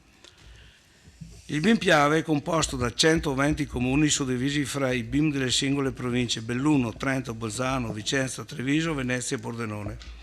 Dei circa 350.000 kW di potenza pagante, che fruttano circa 12 milioni all'anno, ben circa il 30% è frutto degli impianti collocati nel comune di Vittorio Veneto. Da 60 anni riceve una modestissima parte, un 34esimo dei circa 2 milioni annui di BIM Piave e Treviso, alla pari esempio di Zenson di Piave, che praticamente non c'entra nulla con il piccolissimo territorio e con i suoi 1600 abitanti. Chiudo. In attesa che l'azione intrapresa dall'amministrazione da Re per ricondurre all'equità la distribuzione del sovracanone BIM trovi qualcuno che la porti a compimento, ed evitare di consolidare in alcun modo il riconoscimento di una percentuale in forma numerica che non appare in nessun documento alla partecipazione nostra al BIM Piave di Treviso. Chiedo prudenzialmente di levare numeri di percentuale che non esistono. Grazie. Grazie consigliere Fasan. La parola al consigliere De Bastiani. Prego. Sì, cerco di riassumere le osservazioni fatte. Innanzitutto suggerisco la correzione di un'informazione che è riportata nella parte nell'illustrazione storica della città, dove si dice che a Ceneda nel 552 è morto il re dei Franchi Lotario I. La notizia sarebbe sensazionale, sarebbe anche utile alla promozione della nostra città. Purtroppo questo non è vero, anche perché Lotario è nato nel 795 e è morto nell'855 in Germania. Poiché il DUP è un atto ufficiale che rimane agli archivi comunali, ritengo sia opportuno correggere questa svista. Poi segnalo dei contenuti tecnici che non so se si trattino di errori oppure se io non ho interpretato esattamente. A pagina 48 alla voce valorizzazione di interesse storico la cifra è di euro 143.000, mentre a pagina 122 la stessa voce porta la cifra di 4.843.000. A pagina 51 urbanistica e edilizia, rispettivamente euro 455.000 e 9.100, mentre a pagina 123 le stesse voci rispettivamente 530.000 e 409.000. A pagina 53 viabilità e infrastrutture stradali 1.286.000 e invece a pagina 123 2.686.000. Era stato detto la scorsa volta in premessa che essendo il DUP uno strumento nuovo e anche di non facile realizzazione, era stato premesso che c'erano degli errori, questi credo che siano alcuni di quelli rilevati. Una notazione di carattere prettamente politico che riguarda la Polisteca Villa Papadopoli. Questa la leggo velocemente perché la ritengo importante. Dallo schema riepilogativo dei principali investimenti programmati nel territorio si evidenzia che l'impegno economico di maggiore importanza è quello alla voce nuova Polisteca comunale per euro 4.500.000. Il capitolo del programma di mandato alla voce cultura dedica un punto ai nuovi spazi bibliotecari di tipo multimediale, per l'appunto quella che nel DUP viene definita Polisteca comunale. Non ne viene però indicato la collocazione in entrambi i documenti, ma è evidente che un impegno di questo genere si riferisce alla struttura edile che dovrà accogliere il nuovo servizio. Nel documento programmatico più volte ci si sofferma su Villa Papadopoli, richiamata nei capitoli della città Green e Smart e Ambiente e Turismo. Nel programma dell'amministrazione si parla di valorizzazione del complesso monumentale di alto valore storico, architettonico e ambientale di Villa Papadopoli a Ceneda, anche mediante la ricerca di forme di partenariato pubblico-privato. A tale proposito, uno dei primi atti dell'amministrazione è stato quello di togliere dal piano di alienazione il complesso Papadopoli, scelta politicamente importante, tanto è vero che ne venne data anche ampia risonanza. Alla luce di quanto proposto nel programma di mandato, viene naturale e conseguenziale ritenere che proprio Villa Papadopoli dovrebbe ospitare la nuova biblioteca, chiamata anche Polisteca. Così facendo, due punti importanti del programma di mandato e del programma elettorale troverebbero puntuale riscontro. Ora sappiamo però che la localizzazione che si vuol dare alla Polisteca è nella vecchia scuola Cosmo, che per questo è stata studiato e che per questo è stato studiato dagli uffici un progetto di massima per il suo recupero. La scuola Cosmo non figura nel programma di mandato e quando è stata tolta dal piano delle alienazioni non se ne è data motivazione specifica come futura sede della Polisteca. Propongo pertanto che nel DUP venga indicata anche la localizzazione di questa Polisteca comunale, per la quale viene programmato appunto la spesa di 4.500.000 e che la sede sia Villa Papadopoli. Un altro rilievo riguarda Palazzo Todesco e Palafender. Ritengo che i lavori previsti per la sistemazione del negozio al piano terra di Palazzo Todesco, che prevedono una spesa di 200.000 euro, siano eccessivi. Per questo intervento non trovo riscontro nel programma di mandato. Sarebbe pertanto, a mio parere, opportuno un intervento meno dispendioso su quel immobile e spostare parte della cifra eccedente sul progetto già approvato e attualmente finanziato esclusivamente da donazioni di privati e dalle iniziative delle associazioni culturali del Palafender. Nel programma di mandato, al capitolo rilancio della città, viene scritto supporto all'area Fender con riguardo ai progetti di ampliamento delle attività ricreative e culturali e di valorizzazione sociale, in particolare individuate nella realizzazione del cosiddetto Palafender. Struttura polivalente a servizio di tutte le attività presenti nell'area, capace di circa 300 posti, in grado di potenziare le capacità attrattive del centro città. Anche nel capitolo cultura l'amministrazione si impegna di promuovere l'area Fender quale polo attrattivo delle attività socioculturali. Infine una nota sul servizio idrico integrato. Nel DUP è prevista una spesa di 100.000 euro alla voce servizio idrico per il 2016, 96.000 negli anni 2017 e 2018, per un totale di quasi 300.000 euro nel triennio. È risaputo che Vittorio Veneto fornisce l'acqua che sgorga dalle sue sorgenti, che si trovano nel nostro territorio, a molti comuni a sud della città. Nella missione 09 non si fa alcun accenno alla possibilità di richiedere ai servizi idrici Sinistra Piave un contributo per l'attività che viene messa in atto dal Comune di Vittorio Veneto a garanzia della salvaguardia ambientale di tali siti. Sarebbe pertanto, a mio avviso, opportuno provvedere in futuro ad un'entrata in questo capitolo. Grazie.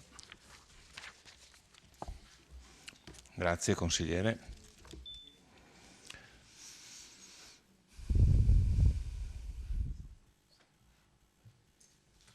Consigliere Posocco, Sì. Prego. Grazie Presidente. Io ho un paio di domande che spero a cui possiate dare una risposta, eventualmente me la comunicherete successivamente. Allora, innanzitutto la prima domanda era mi rivolgo al segretario. Come entrate tributarie ho visto che avete previsto nel triennio entrate tributarie pari, cioè nel senso avete previsto che pur mancando la Tasi, mi corregga se sbaglio, prevedete che teoricamente il governo dia ai comuni più o meno la stessa cifra. Volevo capire se avete avuto da qualche organo del governo delle rassicurazioni in questo senso, oppure se nel DUP avete previsto un'eventuale, diciamo, mancanza in parte di queste risorse che il governo potrebbe dare, nel senso che conosciamo purtroppo chi ci governa e quindi dire che sicuramente avremo le stesse risorse nel triennio, io la prenderei un po'. Avrei molti dubbi in questo. Venendo al DUP, vorrei analizzare brevemente, se mi concedete, mi sono preso degli appunti per avere delle risposte. La missione 1, programma 3, a pagina 132, mi parla di razionalizzazione degli acquisti nell'ottica di realizzare economie di spesa. In questo programma comunque viene sempre stanziata la stessa cifra, quindi volevo capire perché parliamo di razionalizzazione di spesa e abbiamo la stessa cifra, quindi probabilmente qualcosa a me sfugge. Poi andiamo sul programma risorse umane, valorizzazione e sviluppo del personale, il programma 10, obiettivo 2.1. Qui diciamo la pianificazione triennale annuale del fabbisogno di personale in relazione ai processi di razionalizzazione, delle dinamiche organizzative e la coordinata azione di programmazione del sistema ingresso di nuove professionalità. Vabbè. Io vedo stanziati per ogni anno 1.085.000 euro circa. Allora, nell'ultimo consiglio comunale l'assessore Napol ha detto che purtroppo ci verranno a mancare delle persone perché giustamente vanno in pensione così. Vedo la spesa, correggetemi appunto se sbaglio, per il personale rimane costante nel triennio, quindi volevo capire se è dovuto a, l'aumento di stipendio che logicamente, data l'inflazione, i dipendenti hanno, o una valorizzazione del personale, concedetemi una parola, specialmente in questo caso anche del personale che diciamo dal comune prende quei 1.000-1.100 euro al mese. Questa è una considerazione mia politica, oppure se pensate di avvalervi di consulenze esterne in modo maggiore. Nella missione 3, programma 1, obiettivo strategico 4.1, potenziamento, controlli e interventi sulla sicurezza, citate anche la programmazione e gestione di interventi a supporto delle manifestazioni per la ricorrenza del centenario a fine della Grande Guerra. Vedo che non prevedete nessun stanziamento, quindi volevo capire se è compreso magari nella missione precedente generale con la polizia locale. Allora, nell'obiettivo andiamo sul turismo, quindi passiamo alla missione 7. Se potete rispondermi sul turismo, ci sono 90.200 euro previsti, a cosa servono sulla missione turismo, a cosa servono? A me sembrano pochi, come ha detto anche il consigliere, il collega Matteo Saracino, però volevo capire a cosa servono. Nella missione 8, programma 1, parlate di PAT.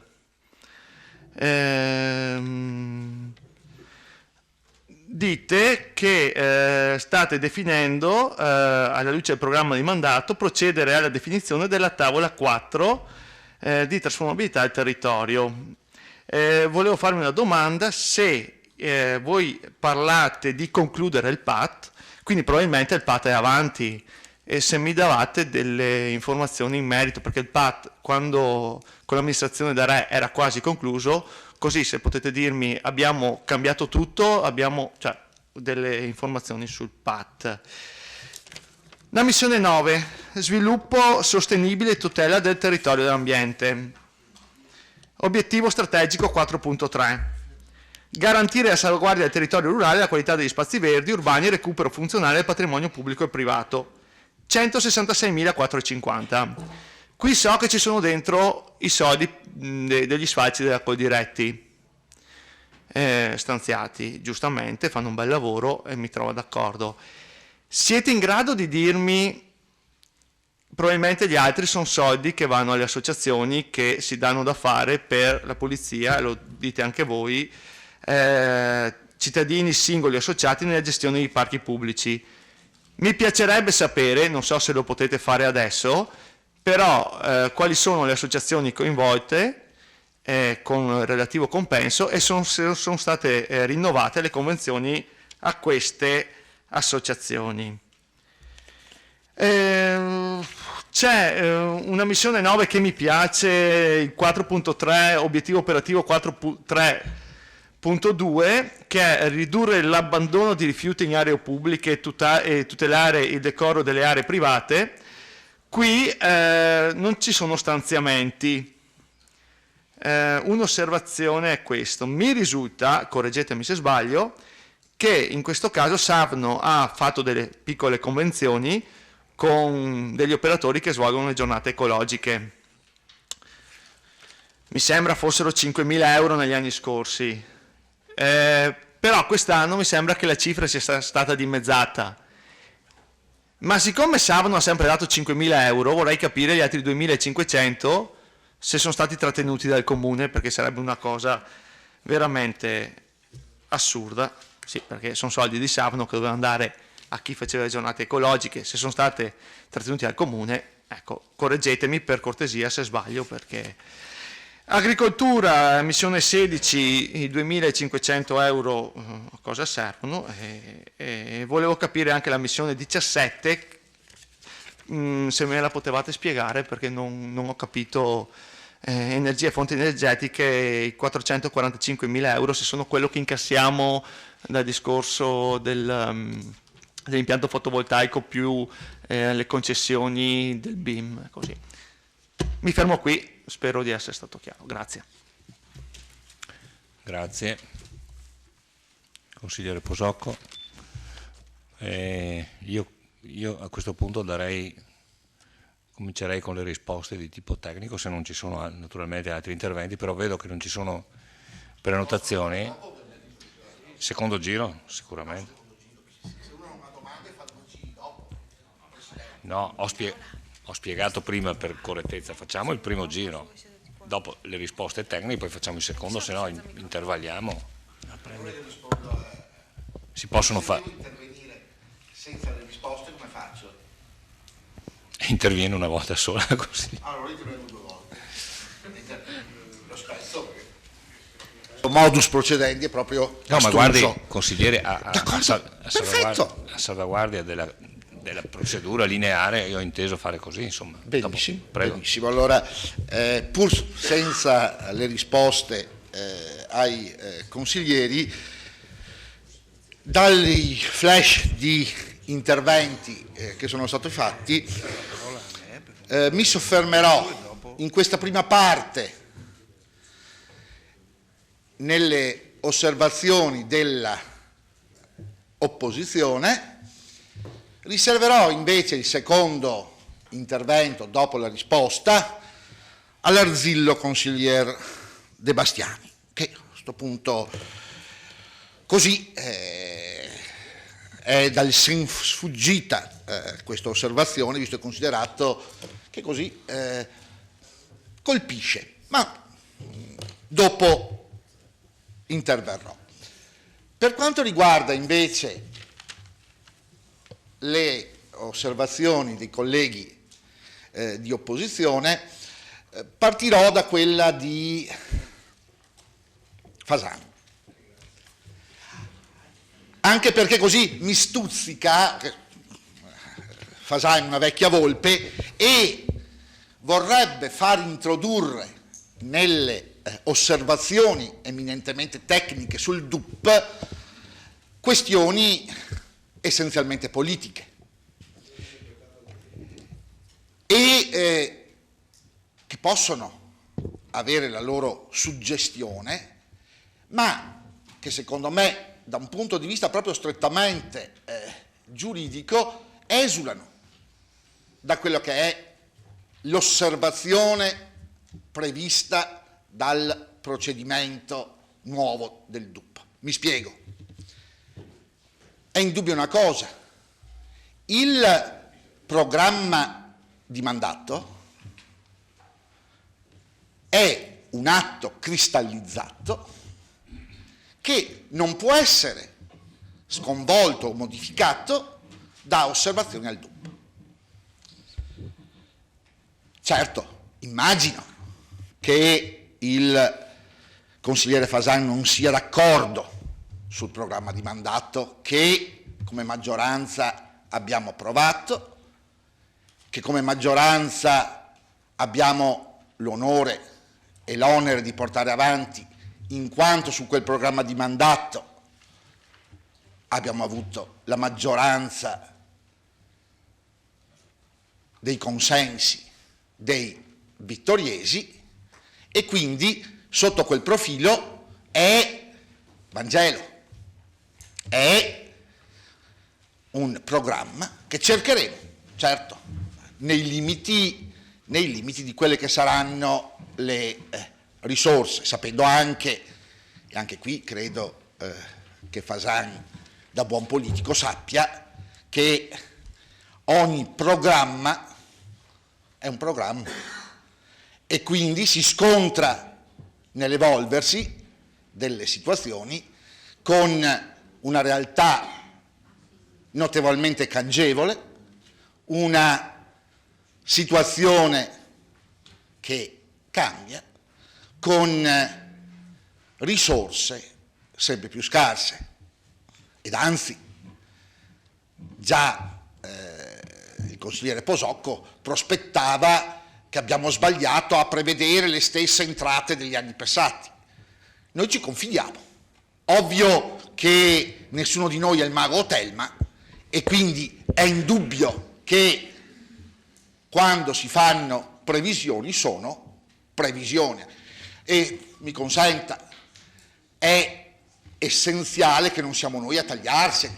Noi partiamo che quelli arrivino, sperando che ne arrivino in più, ma lì non siamo stati così imprudenti da prevederne di più, ma almeno quelli che ci siano. E poi, se saranno meno, lei sa, sono previsioni, ci troveremo in questo Consiglio Comunale in futuro a eventualmente modificare quello che erano previsioni. Del resto, siccome i consiglieri di opposizione, o almeno parte di essi, non sono di primo pelo, sanno benissimo come in qualsiasi amministrazione un mucchio di volte si è proceduto a modificare a seconda di quelli che sono gli accadimenti del futuro. Seconda considerazione, Fasan. A dire la verità, alcune osservazioni astratte credo possano essere anche condivisibili, ed è chiaro, non entrano direttamente in cifre, in punti, in qualcosa di modificabile questa sera. Sono auspici che credo sarà compito del mio capogruppo esplicitarlo, ma come siamo persone ragionevoli, siccome credo che non abbiamo la verità in tasca, siccome credo che in un organo collegiale siano utili le opinioni della maggioranza, ma devono essere ascoltate anche le opinioni della minoranza, credo ne faremo tesoro per il futuro. Ultima considerazione in questo mio intervento.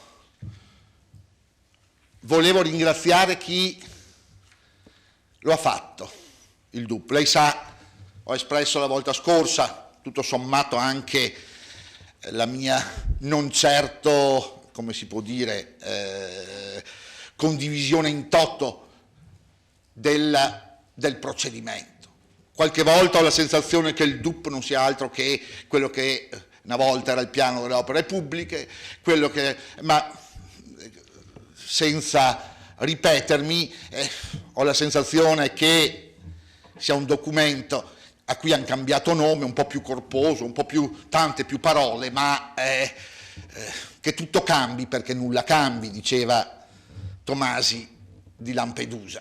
E vi confesso che sicuramente ci troveremo nel corso dell'anno a dover, come si può dire, aggiustare previsioni, ma questo fa parte dell'amministrare. Vedete, io credo che noi come consiglieri che tocchiamo con mano ogni giorno quant'è spinoso amministrare, di come sia difficile far quadrare i conti e talvolta, come si può dire, quando eravamo semplici cittadini ci pare semplice, tutto è subito. E vede Fasan, il tutto è subito, lei lo sa benissimo che non è possibile, perché lei alcuni temi che ha posto, io, e qui c'è un po' di verve polemica, direi, ma in quei 10 anni, ste strade extra che lei ha parlato, perché non le avete messe a posto? L'altra cosa, ma se fosse vero che la viabilità cittadina, quella interna, è perfetta, beh, ma allora che ci stiamo a fare? E invece credo proprio che non sia perfetta, che ci siano sicuramente degli interventi da fare. Scuola di San Giacomo, qui è un po' furbastra l'assunto da lei dedotto. Ed è furbastra perché sa benissimo che quella vendita della scuola elementare l'avete messa voi di anno in anno. Adesso voi l'avete messo per 10 anni. Noi ci siamo da 1 e dovremmo avere la bacchetta magica di trovarli quei soldi. Io su questo, guardi, le lancio una sfida a lei e ai gruppi di minoranza. Se ci date l'indicazione di dove sostituire quei soldi, e sa benissimo anche che lì c'è anche l'aspetto, come si può dire, insidioso. Lei sta aspettando che noi tiriamo via la scuola del centro di San Giacomo perché la Regione una volta ci ha dato il finanziamento perché c'era la vendita. Se per caso non si riesce a vendere, quei soldi dovremmo ritornarli. Ce lo dirà magari in un prossimo consiglio comunale. Ci aspetta, permette che, a dir la verità, ci ho calcato, sono 10 anni che non vengo più in questo consiglio comunale, ma tutto sommato i giornali, le delibere sono pubbliche, quindi sa, chi va al mulino si infarina, e anche in quei 10 anni sono andato lo stesso nel mulino. No, parlo tanto quanto i miei colleghi.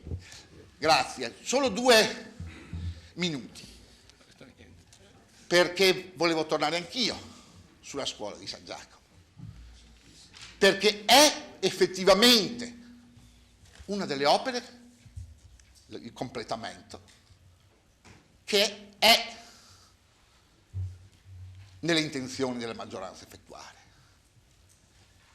Così come è intenzione, e c'è nel programma di mandato, quello di mettere a posto tutte le scuole, quelle che voi non avete messo a posto, perché ce ne avete lasciate di cose, Cioè la perfezione di quel decennio, da voi celebrato come fosse il periodo, come si può dire, aureo, in realtà, se sapeste quante rogne che avete lasciato, giustamente, come gli altri le hanno lasciate a voi. Voi sapete benissimo che mentre le amministrazioni passano, i problemi restano. E con umiltà, con perseveranza, così come voi qualche problema l'avrete risolto, lo risolveremo anche noi, sperando, ecco, i 5 anni li abbiamo, sperando di avere, come avete avuto voi, un decennio. E grazie per il primo intervento. Grazie, consigliere. E quindi a questo punto io direi di chiudere e cominciare con le risposte tecniche e politiche da parte di chi lo ritiene. Quindi chi vuole cominciare? La parola al brevissimamente. No, volevo solo sulle richieste di natura tecnica, no? Dove si attribuiscono cifre, valutazioni, in particolare il consigliere Saracino. Ecco, io direi che un consiglio anche per quando entreremo a ragionare nel bilancio prossimamente, perché questa sera mi pare che sia stato un po' interpretato come un'anteprima del bilancio, doveva essere una cosa diversa. Ecco, parentesi. Però quando si tratta di cifre così, forse magari sarebbe bene, quando qualche consigliere ha qualche dubbio, magari o si rivolge a me, mi manda una mail, dice guarda c'è questa cosa che non capisco o la interpreto così, è corretto o è sbagliato? Oppure si rivolge agli uffici che naturalmente sono a disposizione per dare dei chiarimenti. E comunque è sempre bene tenere il beneficio del dubbio, insomma, no? Perché così tengo a esempio il discorso dei 300.000 euro per il software dell'anagrafe. Ecco, è evidente che è un dato sbagliato, cioè la sua interpretazione è sbagliata e glielo spiegheremo anche perché è sbagliata, ma voglio dire, dobbiamo vedere le cose in positivo, in forma collaborativa, quindi prima di affermare certe cose è bene magari fare una piccola verifica con gli uffici, cioè vuol dire il dato numerico non è un dato politico, è un dato tecnico e quindi va verificato nella sede opportuna. Ecco, tutto qua, insomma. Quindi poi per il resto io do la parola alla dottoressa Costalonga che darà tutti i chiarimenti necessari.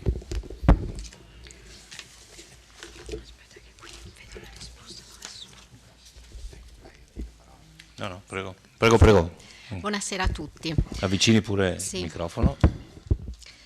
Allora, per quanto riguarda le richieste, diciamo, di carattere tecnico del consigliere Saracino, allora inizierei dalla prima, dove appunto chiede a pagina 44 della tabella previsione gestione teatro da ponte e 17.000 euro. Allora, se andiamo a pagina... È troppo lontano.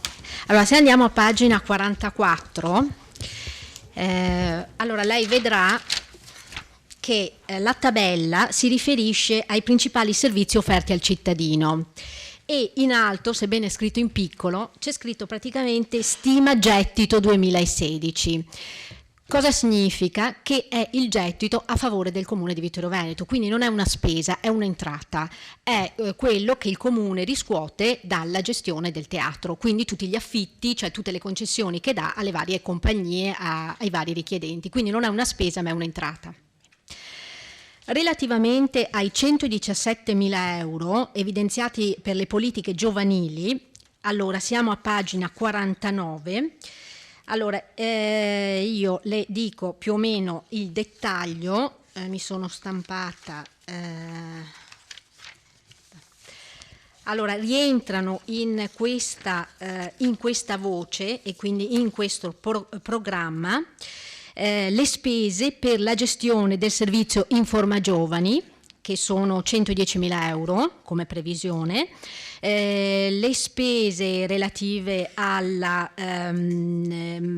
piccoli, diciamo, acquisti per quanto riguarda il centro Criciuma, e poi un contributo di circa 5.000 euro previsto come contributo regionale per la rete educativa, quindi per un totale di 117.000 euro. Relativamente alla missione 1, pagina 138, allora, purtroppo, e questa, diciamo, è stata già una segnalazione che abbiamo fatto alla nostra software house, nella parte relativa alle missioni risultano evidenziate soltanto, diciamo, le risorse, quindi le risorse finanziarie che servono, diciamo, per finanziare le spese. Abbiamo già evidenziato questo, che preferiremo che diciamo, all'interno della missione venisse esposto sia, diciamo, quant'è il costo della missione, sia quali sono le risorse per finanziare quella missione. Quindi vedremo nei prossimi aggiornamenti per il DUP se riusciamo ad ottenere questo, diciamo, da questo programma. Per cui l'importo, diciamo, dei 300.000 euro è dei 300.000 euro, lei lo vede praticamente a pagina 45, che è lo stesso importo, che sono 305.000 euro, ed è sono 305.000 euro, sì, aspetti un attimo, mi sto perdendo, ed è praticamente diciamo, le risorse per il finanziamento di tutto, cioè è il costo di tutto il programma. Quindi non soltanto, diciamo, cioè non si tratta del software dell'anagrafe, ma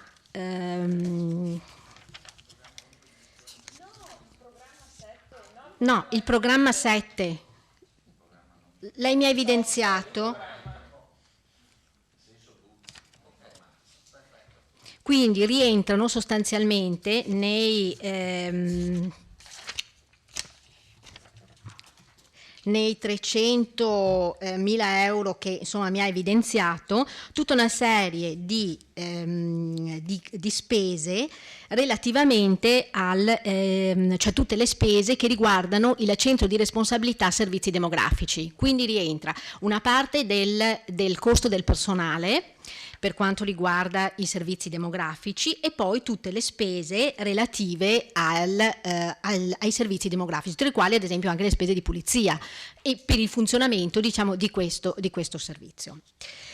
Relativamente poi alla pagina 139, piano di informatizzazione comunale di materializzazione, anche qui la lettura non è corretta, perché ovviamente quello da lei evidenziato sono praticamente le risorse, quindi dobbiamo andare a pagina, sempre a pagina,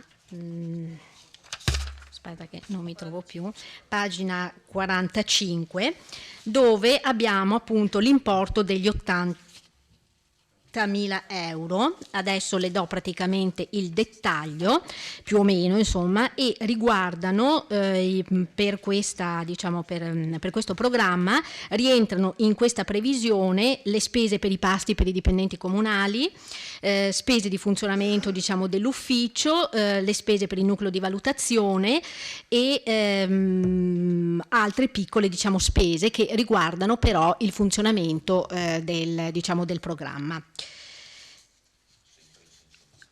Sì, altre sue richieste riguardano pagina 165-166, dove richiede appunto, lo individua come costo per la realizzazione della guida dell'offerta sportiva cittadina. In realtà è relativo alla missione 6, quindi il programma è programma giovani, e ritorniamo allo stesso discorso che facevo prima, e cioè spese per il Criciuma e per il servizio Informa Giovani e per il funzionamento del Criciuma.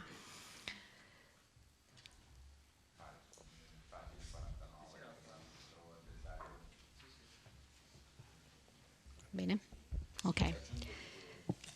Sì, poi volevo rispondere al consigliere De Bastiani.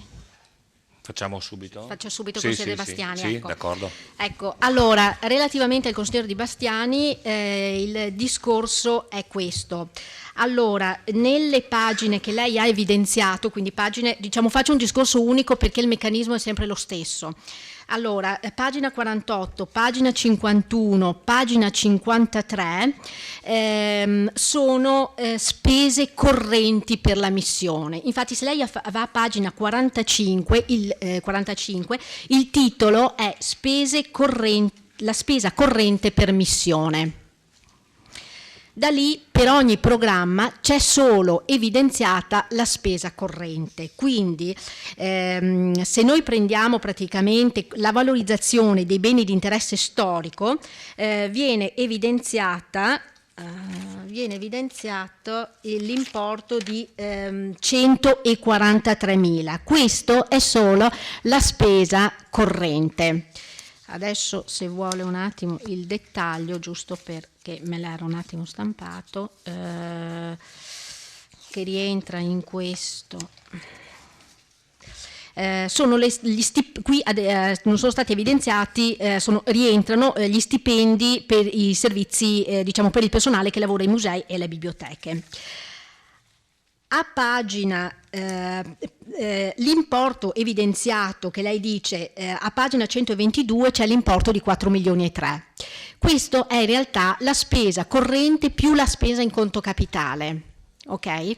Per cui la differenza, diciamo, di importi che lei vede nelle pagine, diciamo, intorno ai 30, cioè 40 in poi è solo la spesa corrente, mentre nella tabella di pagina appunto 122 lì è la somma spesa corrente più spesa in conto capitale. Per cui, ritornando a questo, diciamo, programma valorizzazione dei beni di interesse storico, da una parte abbiamo la spesa corrente, per arrivare ai 4.843 abbiamo praticamente la spesa corrente che sono i 143, più è stato inserito il completamento di Palazzo Todesco, che è una spesa in conto capitale, che è ovviamente un'opera pubblica, più la Polisteca che è 4 milioni e 5, e quindi andiamo a un totale di 4.843. Ecco, lo stesso per tutte le altre cose che lei ha evidenziato, perché ovviamente la spesa corrente va sommata alla spesa in conto capitale, per cui non c'è un errore di tabelle, ma vanno lette in questo modo le tabelle, insomma. Okay.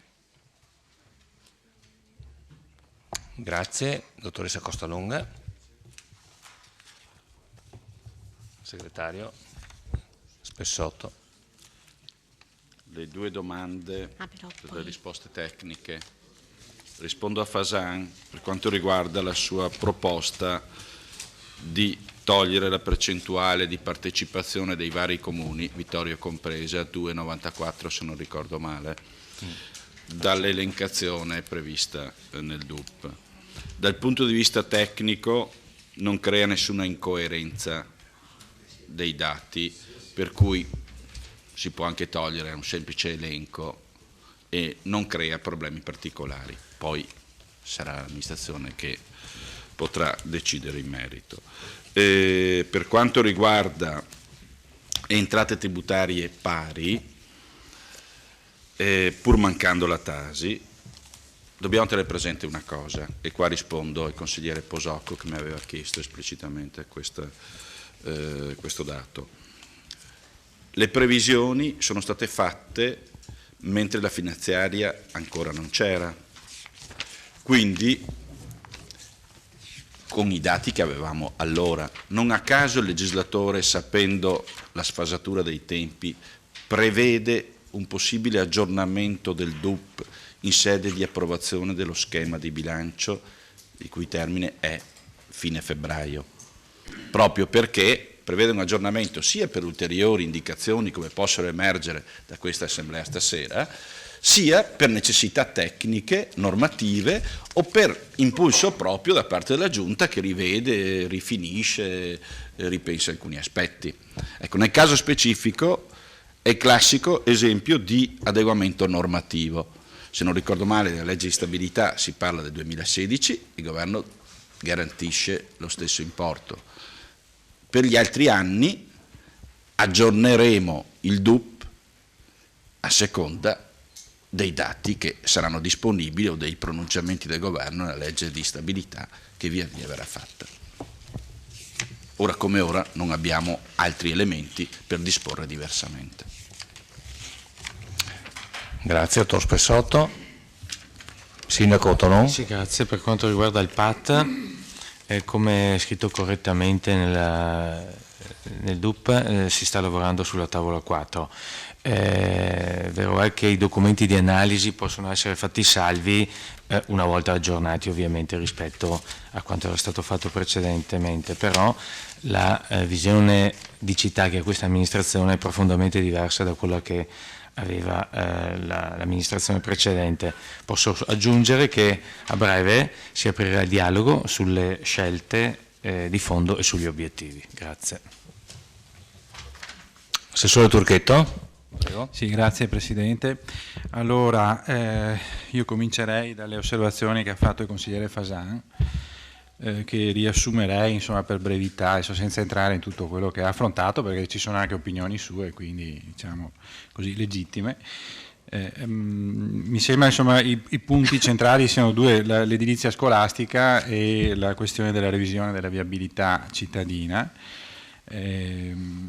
Sostiene il consigliere Fasan che la somma messa per i lavori di ristrutturazione della scuola di Carpesica siano insufficienti, ma deriva da un progetto, quindi ci sono i documenti tecnici che lo stabiliscono. Analogamente sostiene che sarebbe opportuno investire di più sulla messa a norma degli edifici scolastici e quindi togliere delle risorse dalla ristrutturazione dell'ex scuola Cosmo, ma lì abbiamo previsto delle entrate tramite un finanziamento ad hoc specifico che non può essere spostato su altre attività, su altri lavori, quindi questa è la risposta. Peraltro per quanto riguarda l'edilizia scolastica, la messa a norma, in realtà stiamo facendo molto e stiamo investendo molto. Ricordo che abbiamo effettuato i lavori alla scuola Zanette, lavori progettati dalla vostra amministrazione, eseguiti durante la prima estate della nostra amministrazione. Era un lavoro appunto di messa a norma antisismica di quella scuola, che oggi appunto è adeguata alle norme antisismiche. Abbiamo in previsione già finanziati i lavori della messa a norma della scuola Crispi, della scuola di Carpesica appunto, e anche della scuola da Ponte, quindi sono interventi consistenti. Alla fine saranno 4 scuole che in 5 anni vengono messe a posto, vengono sistemate, vengono adeguate alla normativa antisismica, quindi un investimento nella edilizia scolastica che è notevole e consistente, soprattutto tenuto conto anche della carenza di risorse che dobbiamo fronteggiare ovviamente. A questo si aggiunga che abbiamo anche vinto un bando, come abbiamo comunicato nello scorso Consiglio Comunale, ottenendo un finanziamento da parte dello Stato per la realizzazione di indagini antisismiche anche sulle altri edifici scolastici che necessitano appunto di studi in tal senso. Quindi credo che si stia facendo molto insomma, per l'edilizia scolastica. Per quanto riguarda la revisione della viabilità cittadina, sì, non mettiamo in dubbio che ci sia stato un disegno organico a suo tempo, tuttavia sono stati rilevati nel tempo alcune criticità. Prima fra tutte l'accessibilità a Ceneda, che oggi risulta penalizzata, la realizzazione di percorsi tortuosi interni alla città per muoversi all'interno della città e poi il fatto che vengono utilizzate le vie centrali per l'attraversamento della città stessa, quindi anche questo è una criticità. Questa è una criticità. Quale sarà la soluzione la vedremo, ovviamente non è facile, siamo consapevoli di questo fatto, non è un obiettivo semplice, però alcune criticità effettivamente ci sono, quindi ci stiamo dati l'obiettivo di affrontarle in qualche modo e vedere di cercare di risolverle, anche se siamo consapevoli appunto che non è sicuramente un tema di facile soluzione. Ecco, passerei poi alle osservazioni del consigliere De Bastiani. Allora, le osservazioni di carattere politico mi sembra riguardino la Polisteca, sostanzialmente la Polisteca Palazzo Todesco. Allora, partendo da quest'ultimo, Palazzo Todesco, sostiene il consigliere che i lavori, diciamo così, non sono previsti dal programma di mandato. In realtà nel programma di mandato ci si esprime in maniera esplicita nella valorizzazione di Palazzo Todesco come polo espositivo, e quindi questi lavori vanno a completare, appunto, servono per completare il polo espositivo di Palazzo Todesco, che oggi non possiede, diciamo, delle aree a supporto appunto del polo espositivo, come il guardaroba, come il bookshop, come l'accessibilità diretta all'ascensore e via dicendo. Quindi sono lavori che si ritengono necessari per completare questo polo espositivo, perché possa essere effettivamente valorizzato appieno. I 200.000 euro, qui si fa riferimento, non riguardano solo esclusivamente i lavori, ma riguardano tutte le spese necessarie appunto per dare completezza ai lavori, quindi anche le spese tecniche, anche l'IVA sui lavori, sulle spese tecniche, gli imprevisti e le spese generali che riguardano appunto questo lavoro. Quindi riguarda il complesso delle spese che si andranno a realizzare. I lavori comunque sono stimati da un documento tecnico che è il computo metrico estimativo, e quindi a tale documento facciamo ovviamente riferimento. L'invito che lui fa a dare sostegno alla realizzazione del parafender viene ovviamente accolto, perché, come giustamente è stato detto, fa parte del programma di mandato, e quindi noi sicuramente lo accogliamo, e questa direzione possiamo dire che è già stata intrapresa dall'amministrazione, sia con alcune attività appunto di valorizzazione dell'area Fender, e anche sia inserendo nel programma triennale delle opere pubbliche quello che sarà appunto il parcheggio posizionato nell'area ad ovest della ferrovia, che è in aderenza all'area Fender stessa, e che potrà essere appunto a supporto anche del Palafender una volta realizzato e costruito. Ecco, per quanto riguarda invece il tema della Polisteca, sì, appunto, come lei stesso sottolineava, l'intervento è coerente con il programma di mandato, perché il programma di mandato in maniera esplicita prevede la realizzazione di questa struttura. Inoltre aggiungo che all'interno appunto di questa nuova struttura, in particolare nell'edificio ex Cosmo, è presente una palestra che verrà appunto con questo intervento riattivata, e anche questo è un punto del programma di mandato, cioè quello di intervenire potenziando e valorizzando le strutture sportive esistenti.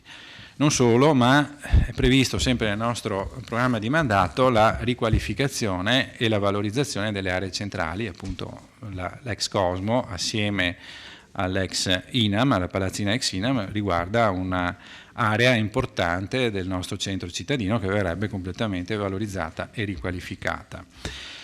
Il confronto che è stato fatto tra diciamo, il posizionamento di questa struttura, la collocazione di questo servizio, questo nuovo servizio, che poi si tratta di un nuovo servizio, all'ex Cosmo piuttosto che a Villa Papadopoli, ecco, diciamo che ci sono alcune motivazioni che ci hanno indotto a selezionare in questa fase quantomeno l'immobile della ex Cosmo.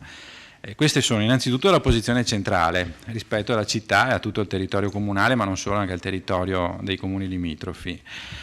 Questa posizione centrale è vicina al polo scolastico. Noi immaginiamo che gli utenti principali siano gli studenti, non solo gli studenti, ovviamente è una struttura che si rivolge a tutta la città, però è chiaro che i giovani e gli studenti saranno gli utenti principali di questa struttura, e quindi dovrà essere vicina ai mezzi di trasporto pubblico, sia urbano che extraurbano, la cui stazione si trova in prossimità appunto del fabbricato ex Cosmo.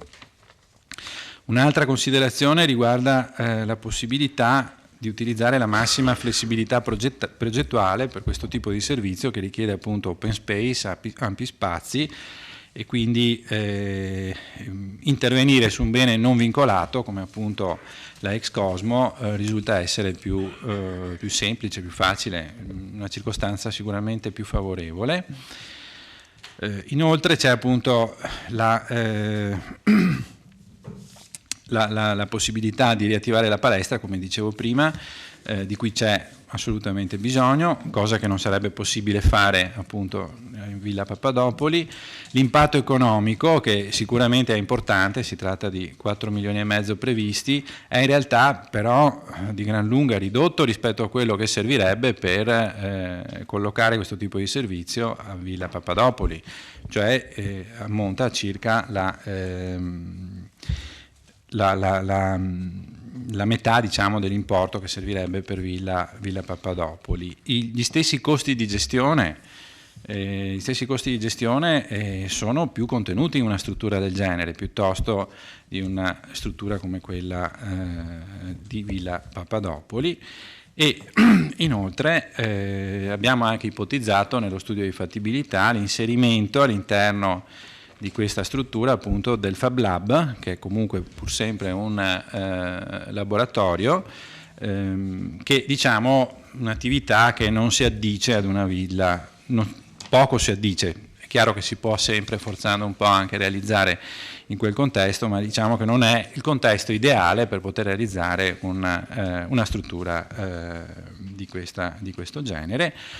Ci siamo confrontati nel percorso anche con i giovani democratici, e anche attraverso di loro, diciamo, abbiamo avuto la conferma di queste argomentazioni che ho addotto a favore, diciamo, della scelta della ex Cosmo. Poi, per quanto riguarda invece la sua sollecitazione per il sistema idrico, direi che si può assolutamente raccogliere, e quindi ci attiveremo come amministrazione per andare nella direzione che lei ha sollecitato. Ecco, mi fermerei qui. Grazie. Grazie, Assessore Turchetto. Dottoressa Costalonga? Sì, do Prego. 2 risposte al consigliere Posocco.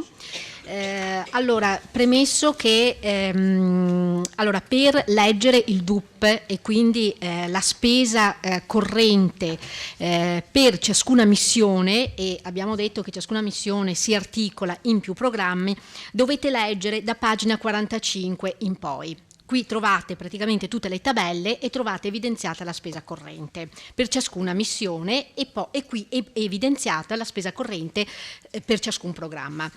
Per leggere la spesa totale, quindi spesa corrente più spesa in conto capitale per ciascuna missione articolata nei vari programmi, dovete leggere la tabella di pagina 122.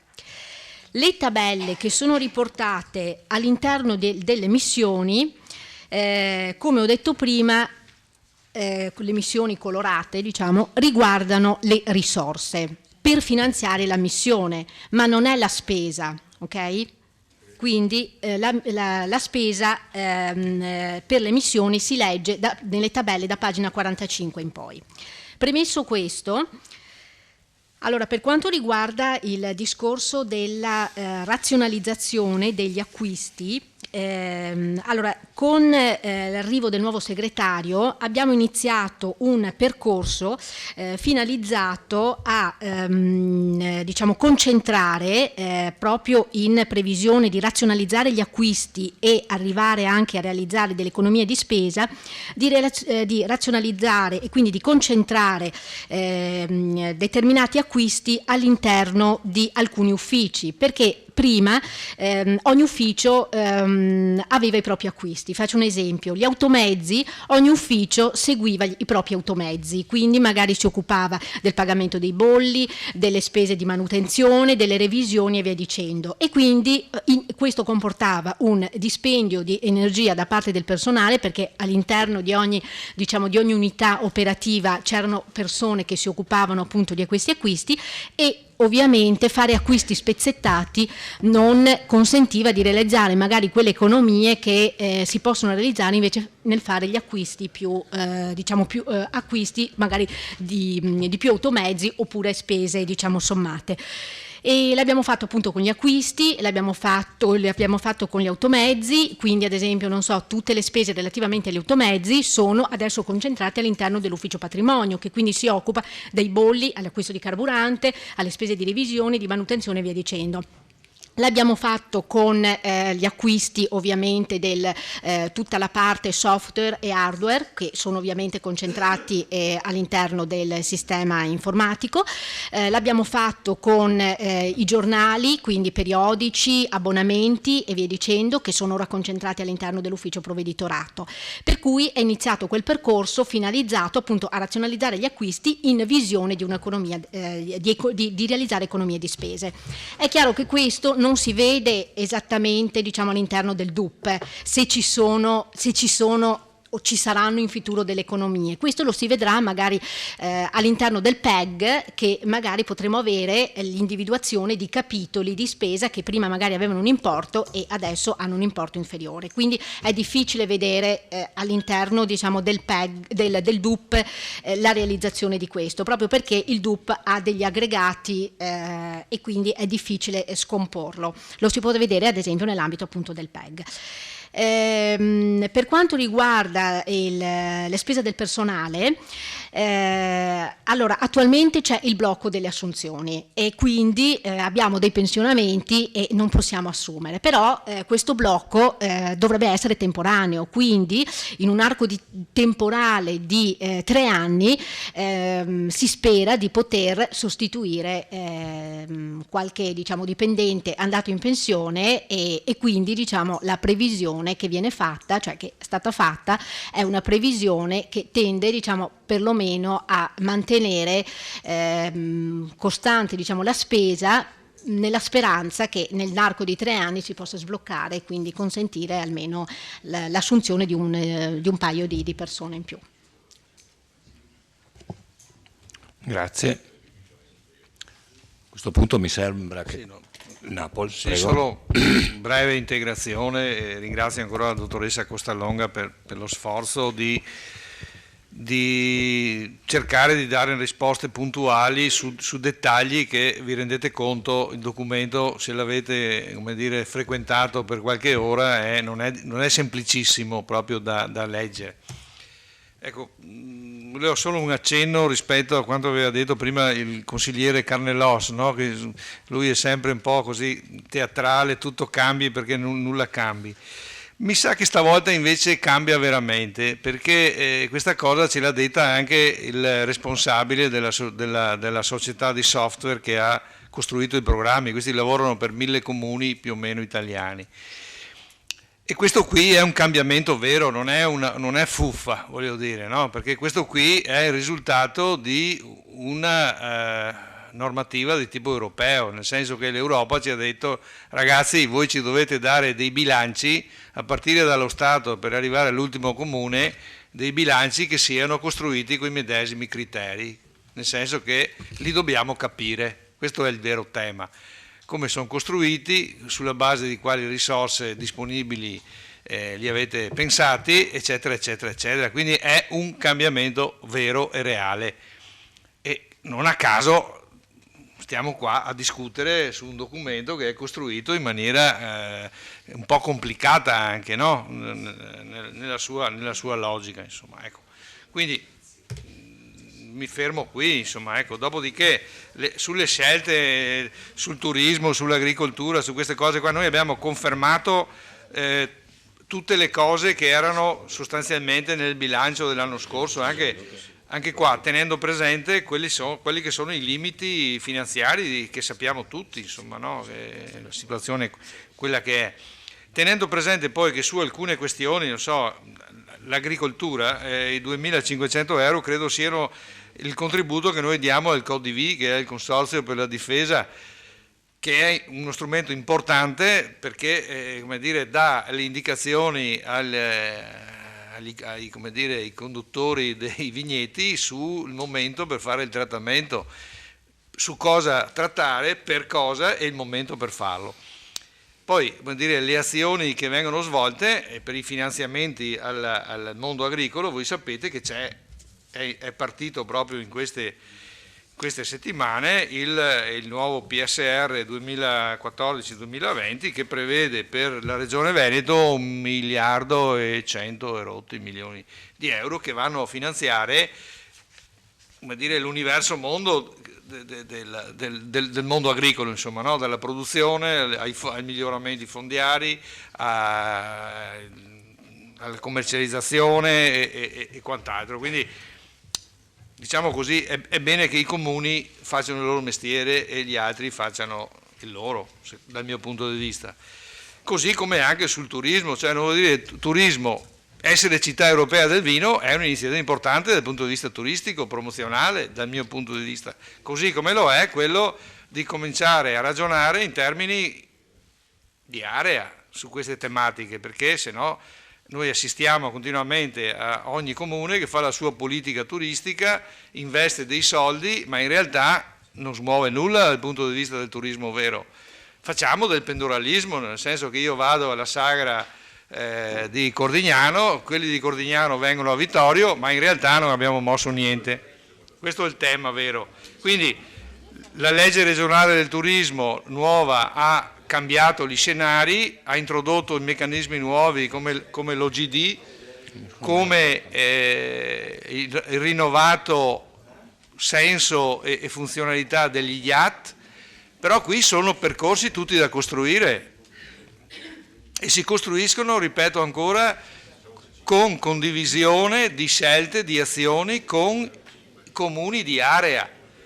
E questo è un vero tema importante che si allaccia all'altro tema che è quello della unione dei comuni, perché è evidente che ormai sempre più scelte di tipo territoriale richiedono capacità di lavorare assieme e quindi anche qui emerge, diciamo così, questa ulteriore necessità. Abbiamo visto di recente il pronunciamento dei comuni dell'Alpago e nella Val di Zoldo, mi pare che hanno accolto la proposta di fusione e quindi ecco, vuol dire, comunque siamo in una fase in divenire su queste cose. Io, come dire, frequento da un anno abbondante ormai i comuni per parlare di queste cose eccetera e trovo che c'è un grande passo in avanti in termini di consapevolezza su queste cose e i risultati cominciano a venire, insomma io sono abbastanza ottimista in questo. Grazie. Allora, finite le risposte, inizio il secondo giro di No, ma adesso nell'ambito del secondo intervento lei può fare tutte le...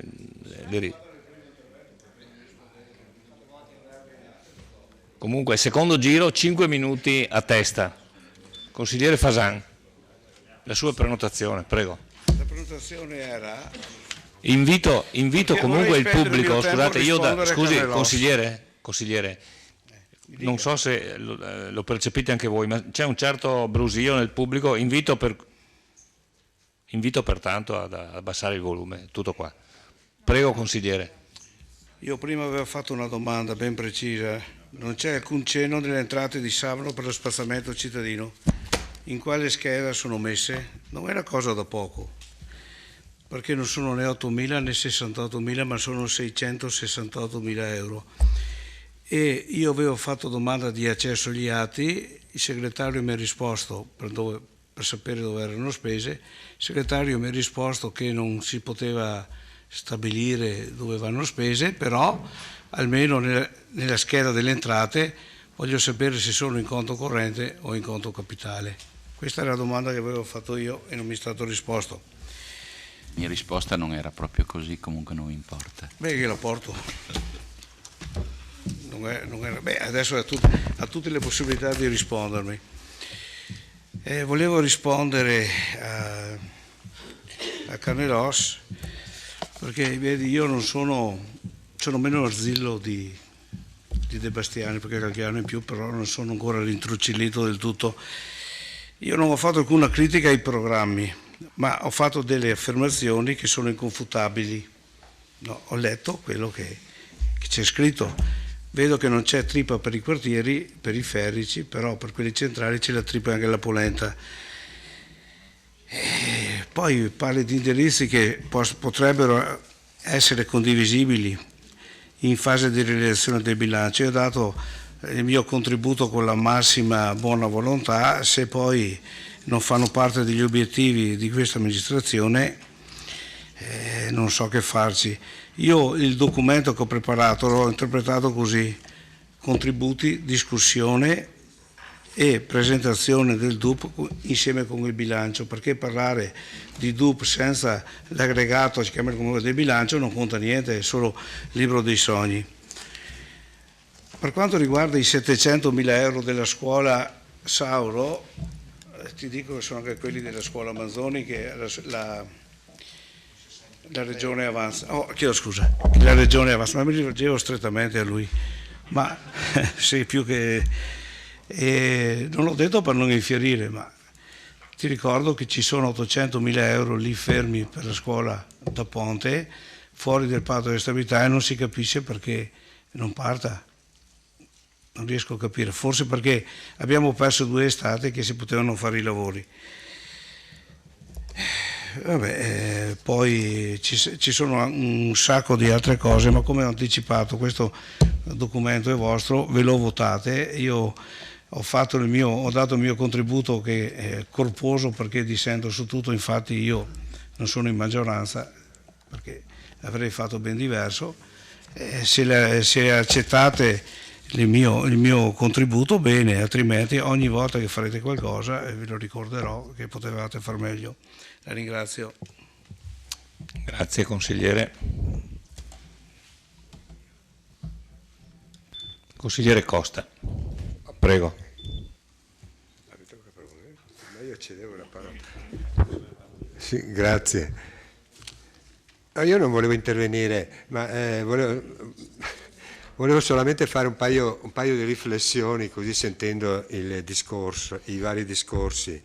Cioè, indubbiamente è una nuova procedura, è un documento nuovo, una nuova procedura che deve costringerci, i consiglieri e dopo anche gli uffici, a ragionare in un certo modo perché lo Stato centrale possa avere allineati tutti i dati e possa esercitare un effettivo controllo.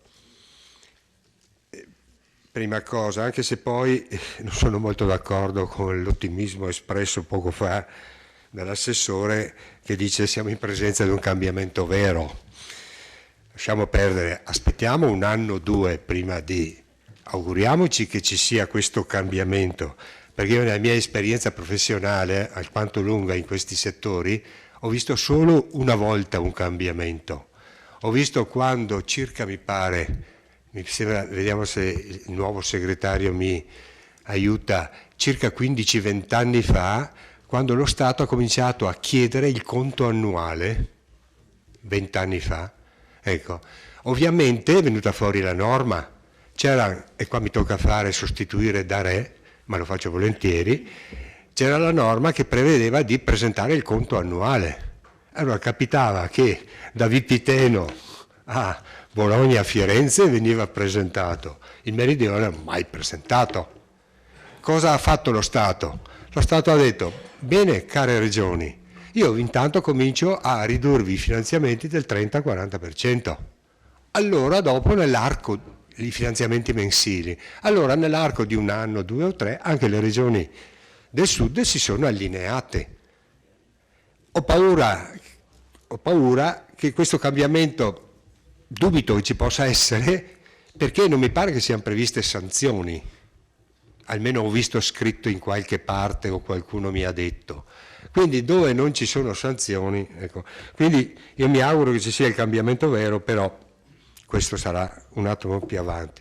Io volevo fare un'osservazione di carattere generale, cioè ho letto tutte e 3 le osservazioni che sono state fatte e vedo che, diciamo, soprattutto quella del consigliere Fasan, che più che osservazioni è diciamo una relazione appassionata di chi vive la città, di chi ha presente e ha tutto in linea i vari file di tutti i problemi che toccano la città, e questo è un aspetto positivo.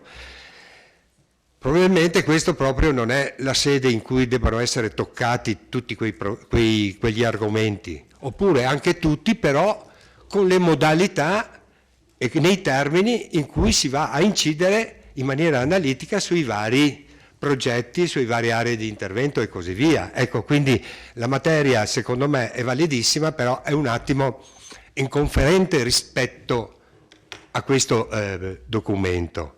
Però nella sostanza ci sono parecchie, più di una osservazione che è da tenere in considerazione, anche se è inopportuna come, tra virgolette, come tempo.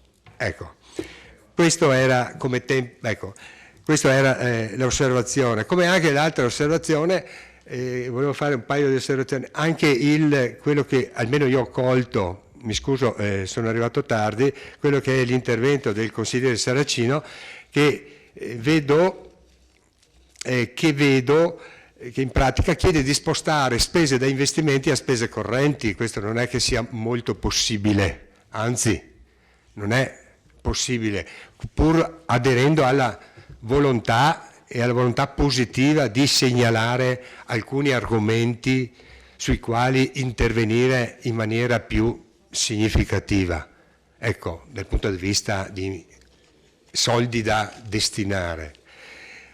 Ecco, ugualmente sì, sulla relazione, anche sulle osservazioni del consigliere De Bastiani, credo che effettivamente della Polisteca se ne è parlato nel programma elettorale, come anche è stata ribadita l'importanza, non solo nel programma elettorale ma anche negli anni, tutti gli anni precedenti, l'importanza della valorizzazione del Papadopoli. Ecco, peraltro qua a mio avviso c'è un discorso di cifre che un conto è parlare di 4 milioni e mezzo, di cui siamo sicuri solamente di uno, ecco, circa, e un conto è affrontare il discorso Papadopoli da soli, oggi con un progetto da soli, sapendo che le cifre viaggiano da 10 milioni di euro in su. Ecco, mentre invece per quanto riguarda il Palazzo Todesco, in effetti noi ci eravamo già espressi in maniera favorevole a quei lavori, anche perché sono sorretti da un finanziamento. Perché ho fatto questo breve riassunto, questa breve valutazione? Cioè per invitare gli interessati a valutare se è opportuno che si proceda alla votazione su alcune osservazioni che di per sé sono un po' inconferenti qualcuna. Ecco, quindi è sempre brutto dire di no a una relazione o a delle osservazioni dove dentro ce n'è qualcuna che è positiva. Ecco, questo era il significato del mio intervento. Comunque, poi c'era un'altra cosa, io prendo atto di quello che ha detto, dov'è la segretaria, l'avvocato Costalonga, cioè di quella bella novità che ogni ufficio si ordinava le macchine, o quasi. Ecco, quindi il concessionario Alfa, il signor Vendramin, probabilmente vedendo uno dell'ufficio anagrafe vendeva la macchina a 10.000 euro, l'altro ufficio che magari gli era un po' antipatico diceva te la vendo a 10.500 oppure faceva gli sconti. Cioè a me sentire che sino a un anno fa che abbiamo atteso l'arrivo del nuovo segretario per uniformare questi acquisti, sembra cascare dalle nuvole, cioè siamo nel 2016, l'anno scorso eravamo nel 2015, ma insomma mi chiedo, ma quel genietto di segretario che avevamo prima o di Economo, non so a chi competesse, non si era accorto di questa sfasatura che veramente non è che ci facesse tanto onore. Grazie. Grazie consigliere. La parola al consigliere Sant'Antonio nell'ordine, invito a rimanere entro i 5 minuti previsti. Grazie. Tentiamo. Allora, anch'io volevo fare delle considerazioni di carattere generale, perché mi sembra che questa sera siamo andati più su un consiglio pre-bilancio in sostanza, quindi andando dentro nei numeri. Forse non abbiamo colto il significato vero dell'incontro, dell'analisi di questo nuovo strumento. Allora, lo colgo come un momento di riflessione per farci venire nuove idee e per affrontare magari in modo diverso, cogliendo anche questa occasione data dal fatto che è cambiata la legge, che il legislatore ha voluto un po' mettere ordine, no? E quindi avere dei bilanci integrati, Europa, nazioni, regioni e così via, per poter avere anche un consolidato che sia capibile, ma oltre a questo aspetto di tipo direi tecnico, sarebbe bene cogliere anche magari un significato politico che può nascere da questa occasione di rimettere, no, in gioco, di rimettere ordine un po' ai conti, diciamo, dei comuni, delle regioni, dell'Italia. Quindi ho pensato anche che il legislatore potesse anche dare un'idea di dare un messaggio ai politici, più che altro di prendersi in mano questo strumento potente che è il bilancio e di reinterpretare così l'aspetto di come fare il bilancio. Cioè, secondo me bisognerebbe evitare di lasciare in mano lo strumento del bilancio, quindi in questo caso lo strumento del DUP, magari come troppo spesso si è fatto, ai tecnici o agli amministrativi. Cioè i politici dovrebbero riprendersi in mano il driver, il condurre l'aspetto anche bilancistico. Mi spiego, cioè le idee devono venire dai politici e poi devono essere tradotte numericamente dai tecnici, dagli amministrativi. Non deve essere il contrario. Molto spesso, e poi entrerò nello specifico dei numeri molto così spazzolando il bilancio del DUP, che si vede dal DUP, molto spesso succede proprio il contrario, cioè dall'abitudine, dal prendere il tradizionale, la tradizione del fatto del perché si è sempre fatto così, allora si ripetono senza pensare i numeri degli anni precedenti. Allora vengono fuori dei bilanci che non dicono nulla di innovativo. Dovrebbe essere il contrario, cioè i politici, e in questo caso il DUP diventa uno strumento importante, perché ha un po' anche rivoluzionato questo tipo, secondo me, di aspetto, cioè le idee che vengono dai politici devono essere fatte tradurre dai tecnici in numeri. Allora il bilancio inizia a parlare veramente, cioè essere lo strumento con cui poi si può andare a gestire il comune e quindi le idee che la giunta nuove può dare. Allora, vorrei fare alcuni esempi di cosa intendo. Cioè, dal mio punto di vista il bilancio dovrebbe essere un po' più commerciale che tecnico, cioè avere dentro quegli aspetti di novità, di fantasia che poi dirigono le scelte per una città nuova, per una città innovativa. Allora, per esempio nel bilancio, nel DUP, faccio alcuni esempi, ma non prendeteli come uno stimolo, perché dovremmo parlare del bilancio, questi possono essere anche ripresi. Non ho visto parlare, ad esempio, di investimenti su pubblico-privato, su infrastrutture fisiche, vale a dire rete del gas, reti telematiche, reti di illuminazione, reti di rifiuti, fognature, rete idrica, sfruttamento del territorio delle centrali elettriche. Allora, una città innovativa dovrebbe anche pensare a questi aspetti qua se vuole evolvere nel tempo. Pensate che le città trentine questi aspetti di infrastrutturazione delle città li hanno pensati 20 anni fa, ma con strumenti, voglio dire, con piani quasi quinquennali. Quindi esorto l'ufficio tecnico, i vari assessori a pensare anche ad una città indirizzata verso questi tipi di aspetti. Poi nel bilancio, quello che intendevo dire è che il bilancio parla poco di innovatività, parla poco di idee, è che ci sono tutta una serie di dati economici che sono ripetuti negli anni. Allora, non parlo dei dati che parlava prima il collega Carnelos, dei trasferimenti dallo Stato, che quelli sì, speriamo che siano sempre uguali, no? Perché vuol dire che lo Stato ci continua a dare dei soldi, ma magari dei dati, dei costi nostri, delle spese nostre, che dal mio punto di vista, e dopo farò un esempio, dovrebbero diminuire nel tempo. Cioè un'amministrazione dovrebbe pensare a dire: io negli anni devo diminuire i costi, devo fare dei saving negli anni, se sono un'amministrazione proattiva, non dire ok, questi sono i miei costi, li divido per il numero di cittadini, gioco fatto. Questo qua lo sa fare un bambino di quinta elementare.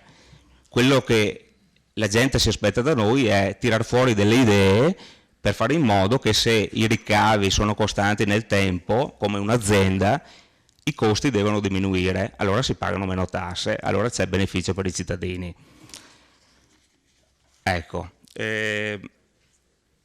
anche qua, ad esempio nei costi, qualcuno ha mai fatto dei benchmark nei costi, per esempio, delle strutture, delle nostre strutture del comune nei confronti magari di altri comuni? Cioè, quanto ci costa un dipendente e un certo tipo di struttura rispetto a dei comuni, a n comuni paragonabili al nostro, di 30.000 abitanti, alcuni comuni che possono essere dei più virtuosi. Ecco, in questo modo si capisce se spendiamo tanto, se spendiamo poco e così via. Allora, volevo fare un esempio di cosa intendo dire risparmio e come si può fare, come si può dal punto di vista propositivo far parlare un bilancio. Allora andiamo nelle spese, sempre a pagina 45, dove c'erano i costi di servizi generali, e qua riprendo anche alcuni tipi di ragionamenti, per esempio di Saracino, che ha parlato di sistemi informativi, ma comunque se noi facciamo la somma di alcuni capitoli di spesa: segreteria generale, gestione economica finanziaria, patrimonio, ufficio tecnico, anagrafe e stato civile, sistemi informativi, altri servizi generali, che guarda caso è una delle voci che sono sempre le più alte, e negli altri servizi generali non si sa mai cosa va dentro. Ecco. Un tipo di gestione propositiva, e qua mi rivolgo verso l'assessore al bilancio, ma voglio dire alla giunta, è dire nel tempo: io quest'anno, e concludo, ho questi tipi di costi per mandare avanti il mio comune, che sono 5 milioni di euro. Posso pensare che fra un anno posso risparmiare su qualsiasi tipo di servizio il 10% per la segreteria generale, per la gestione economica e così via? Sì che posso farlo. Posso pensare che l'anagrafe e i sistemi informativi vadano insieme con altri comuni e quindi risparmiare magari il 60%, sì che posso farlo. Alla fine, con questo giochetto, uno risparmia anno su anno 1 milione di euro, che è il 15%. Ecco, questo intendo che sia la gestione ragionata e propositiva di un'amministrazione. Grazie. Grazie consigliere. Consigliere Posocco, a lei la parola. Eccomi. Intanto ringrazio il segretario, dottoressa Costalonga, il sindaco, l'assessore Turchetto e l'assessore Napoli per le risposte. Manca una risposta, se nei prossimi giorni magari me la potete dare, riguardo i 166.450 euro che sono stanziati per la tutela, la valorizzazione e il recupero ambientale. Mi piacerebbe appunto la divisione di come sono stati spesi in passato e come prevedete di spenderli in futuro. Assessore Napoli, cortesemente la invito a far aggiornare il sito, sul sito del comune, il settore agricoltura, che è fermo da appena vi siete insediati, insomma non è più stato aggiornato. Allora, il sindaco, rispondendomi sul PAT, mi ha detto che il PAT lo state facendo, lo state portando avanti bene e che avete una visione di città diversa dalla precedente amministrazione. Questo un po' mi spaventa, perché non so se lei ha visto il PAT che portavamo avanti o meno. Comunque in anteprima penso l'abbia visto, le do dei riferimenti. Noi avevamo previsto il blocco delle costruzioni a sud di Via del Lavoro, quindi di tutti i volumi a sud del lavoro, a sud di Via del Lavoro, quindi San Giacomo, tutta la zona dei Vendran e così, e i volumi da edificare erano quelli riferiti solamente al PRG, quelli che mancavano. Quindi lei quando mi dice abbiamo una visione diversa della città, non vorrei che mi dicesse noi costruiamo in giù San Giacomo, Cenere, eccetera, eccetera. Quindi non so, lo vedremo nei prossimi, l'Areocampo mi suggerisce il consigliere Fasan, comunque lo vedremo nei prossimi mesi. Allora, mi ha colpito la missione 5, devo dire, con degli obiettivi importanti, attrarre turismo grazie, cultura e turismo, grazie anche valorizzando ciò che abbiamo in città, Museo della Battaglia, Torre dell'Orologio, Museo del Cenedese, Palazzo Todesco. Sono d'accordissimo, come potrei essere d'accordo in parte con l'assessore Napoli, quando mi dice che sì, ci sono tanti contributi nel PSR rivolti a certe aziende agricole. Allora faccio un ragionamento più ampio. Io penso che il turista che arriva a Vittorio Veneto venga a Vittorio Veneto, per la stragrande maggioranza dei casi, attirato dal brand del Prosecco, che è un brand potentissimo in Europa e che attrae migliaia, oserei dire centinaia di migliaia di turisti in Veneto, specialmente nella provincia di Treviso, e grazie, diciamo, a Venezia e tutto ciò che ci ha lasciato la storia di Venezia in passato. Il Comune, secondo me, deve comunque fare in modo di agevolare e incentivare il privato perché investa sul territorio, per la sistemazione del territorio, quindi creare strutture ricettive, creare strutture alberghiere, anche i sentieri, sistemazione dei sentieri, povie, eccetera, eccetera. Quando un turista arriva a Vittorio Veneto deve sentirsi coccolato. Questo senz'altro lo fa il privato, ma il comune comunque deve, nel limite del possibile, agevolarlo e non ostacolarlo. Quando un turista arriva a Vittorio Veneto, mi viene in mente visita Serravalle e va su per l'antica via Riva, ora via Roma, deve sentire nell'aria l'odore dell'arte, della storia, e sotto i piedi deve immaginarsi nel ciottolato e si sente ancora quando passavano i carri un tempo. Invece cosa gli forniamo noi? Il catrame a tappare le buche, ancora una volta. E quindi se facciamo questi errori, mi immagino un turista che mi arriva davanti a Palazzo Todesco e mi trova le buche tappate col catrame. E sono cose che fanno male, sono un pugno allo stomaco, e mi metto nei panni del turista straniero che dice ma questi qua col patrimonio che hanno lo vanno anche a rovinare. Oppure va su per il sentiero di Sant'Augusta e mi trovo ancora, come dalla domanda del collega Sant'Antonio, tutte le ramaglie così, quindi danno un senso di degrado.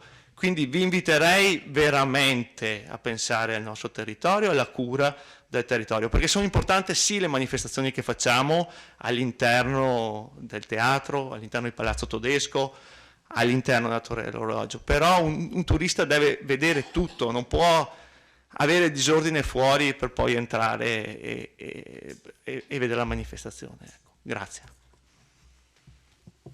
Grazie consigliere.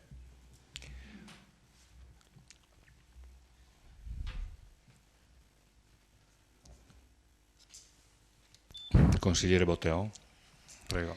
Grazie Presidente, buonasera consiglieri. Allora, io innanzitutto questo documento è un documento che mi piace molto. Mi piace molto perché il DUP permette di legare le azioni amministrative e quindi le azioni della macchina comunale al raggiungimento di obiettivi esplicitati. Quindi permette di ridurre l'estemporaneità dell'azione politica e aumenta la coerenza al programma di mandato e la coerenza al programma elettorale, perché il programma di mandato deriva dal programma elettorale. Quindi è uno strumento sicuramente utile per migliorare la qualità dell'azione politica di un'amministrazione. Però il programma di mandato, sì, il DUP è importante che sia effettivamente corrispondente al programma di mandato, e c'è qualche piccola differenza che un po' mi dà fastidio e che vorrei sottolineare. Ne sottolineo una sola. Potevo presentare anch'io ufficialmente una proposta di variazione, però per evitare anche votazioni interne imbarazzanti non l'ho fatto. Nel documento programmatico di mandato 2014-2019, firmato dalla nostra giunta, vi è una frase sull'ambito sport che dice: andranno inoltre realizzati nuovi impianti sportivi allo stato non presenti nel territorio comunale, come il campo per la pratica del rugby e il bocciodromo. Sicuramente è un obiettivo ambizioso, però che mi piaceva moltissimo, perché è un obiettivo che permetterebbe al Comune di Vittorio Veneto di uscire da un lungo periodo di deserto nell'investimento di nuovi impianti sportivi all'aperto, 15 anni di deserto dovuti all'amministrazione leghista. Nel DUP non c'è un riferimento a questo proposito esplicito del documento programmatico di mandato. Il segretario comunale la volta scorsa ci ha spiegato che effettivamente non è definitivo, il DUP non è che vincolante al 100% dell'azione amministrativa. Io spero che per questo, in particolare per questo obiettivo che ci eravamo prefissati in campagna elettorale e poi abbiamo esplicitato nel documento programmatico di mandato, potremmo variare il DUP e effettuare questo investimento di cui secondo me la città ha interesse. Grazie. Grazie, consigliere Botteon. Consigliere Dus. Sì. Prego. Innanzitutto buonasera a tutti. Mi pare che questa sera qui ci sia stata una discussione su il DUP e lo vorrei far notare perché questa prassi è una scelta che questa amministrazione ha deciso di prendere, cosa che invece non è avvenuta in altri comuni.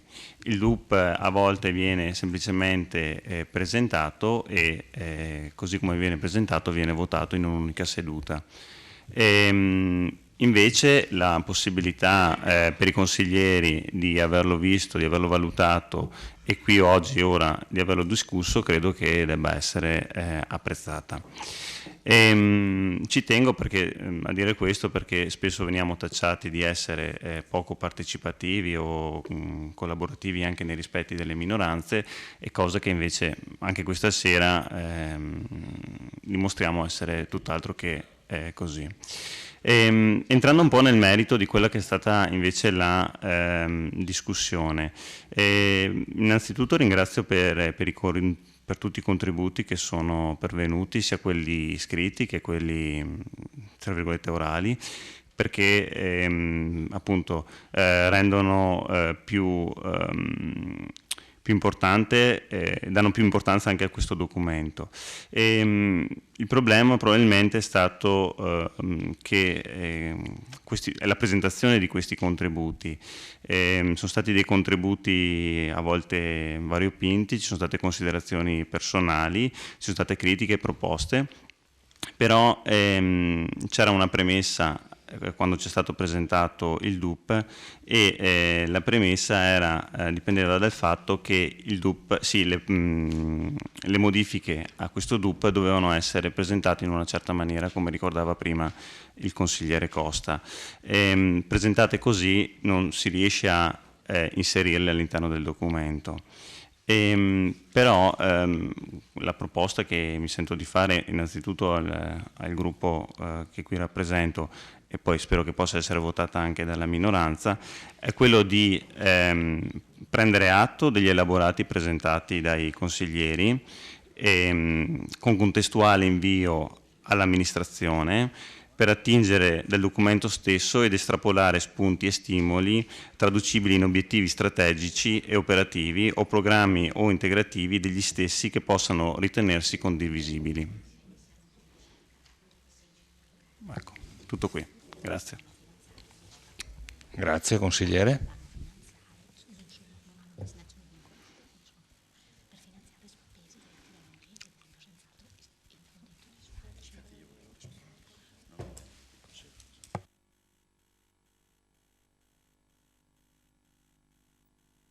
Se ci sono se non ci sono altri interventi, ci sono delle risposte tecniche. La dottoressa Costalonga, il segretario, prego. Mi riferisco all'intervento prima del consigliere Fasan, in quanto ritengo non abbia riportato correttamente la mia risposta alla sua richiesta scritta. Adesso spiego subito. Mi spiego con una premessa tecnica. Ci sono entrate con vincolo di destinazione della spesa, cioè tot entrata va a finanziare quella spesa specifica. Ci sono invece altre entrate, anzi le altre entrate invece finanziano indifferentemente l'intera spesa, cioè non hanno un vincolo di destinazione, cioè una corrispondenza a una precisa spesa. È proprio la natura diversa, tecnicamente parlando, delle entrate. Quindi, per farmi spiegare, se mi è consentito un termine atecnico, la maggior parte delle entrate vanno a finanziare l'intero calderone della spesa, per capirci. Chiaro? La fiscalità generale. Quindi, a questo punto, vengo alla mia risposta. La richiesta quali spese andava a finanziare quell'entrata, ho risposto che non c'era un vincolo di destinazione, era un tipo di entrata che non io personalmente, ma la tecnica di bilancio non la classificava come entrata con vincolo di destinazione di spesa. Questa era la risposta. Pertanto spiegavo che andava a finanziare indifferentemente l'intera spesa, non che io non sapessi dove andava, ma semplicemente era tecnica di bilancio. Poi concretamente cosa possiamo considerare in quel contesto? Passo la parola, anzi Presidente, se vuoi passare la parola. Volentieri, dottoressa Costalonga, prego. Sì, allora, diciamo, questa cifra lei la può trovare diciamo, nella parte entrata nell'ambito della missione 9 relativamente ai programmi tutela, valorizzazione e recupero ambientale e una parte diciamo nel sempre missione 9 programma relativo ai rifiuti, dove ci sono praticamente due cifre la cui somma è circa 600.000 euro a pagina 173 per quanto riguarda le risorse. L'ha trovata? Sviluppo sostenibile e tutela ambientale, missione 9, e abbiamo praticamente il programma tutela, valorizzazione e recupero ambientale che abbiamo i 430, 850 e rifiuti che sono i 166, 450, quindi è spalmata su due programmi. Per quanto riguarda la spesa, ovviamente la trova sempre nell'ambito di questi programmi nella tabella relativa che troverà a pagina, quella della spesa corrente, e senz'altro questa, diciamo, come diceva giustamente prima il segretario, è un'entrata che andrà a finanziare la spesa corrente e potrebbe senz'altro finanziare ad esempio la spesa per lo sfalcio, così come la spesa per la rimozione dei rifiuti dalle strade, così come una parte della spesa del personale impiegato per questa attività.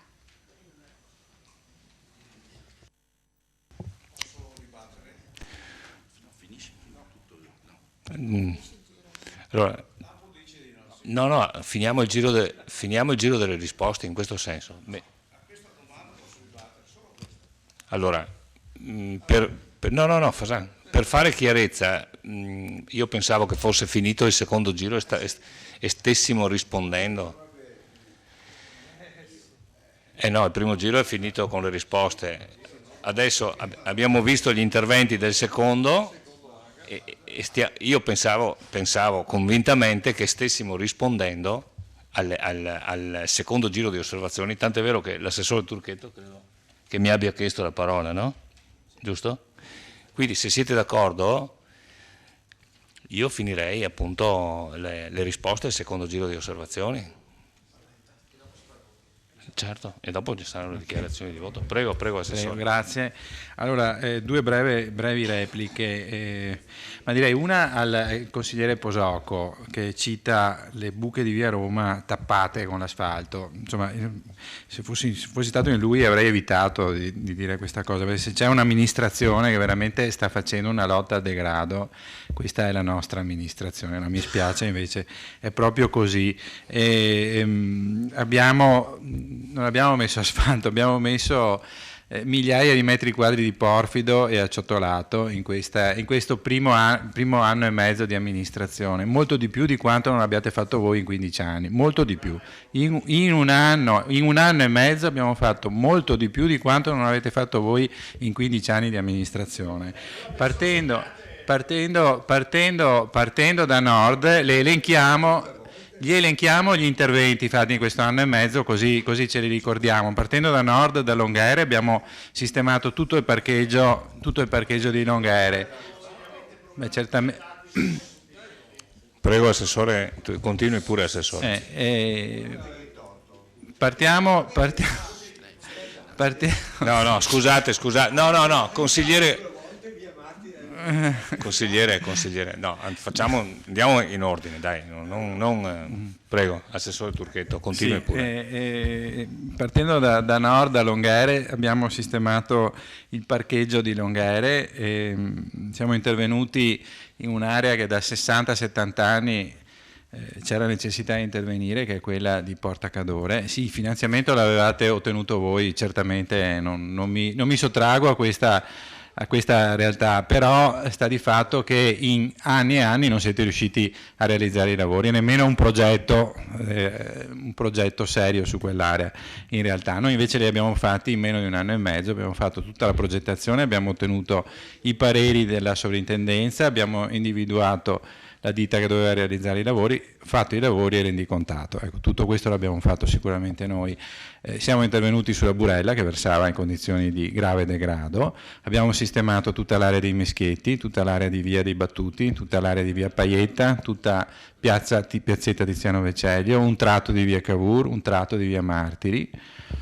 Siamo intervenuti sull'arco austriaco che era lì da parecchi anni, che aspettava appunto degli interventi che voi non avete fatto.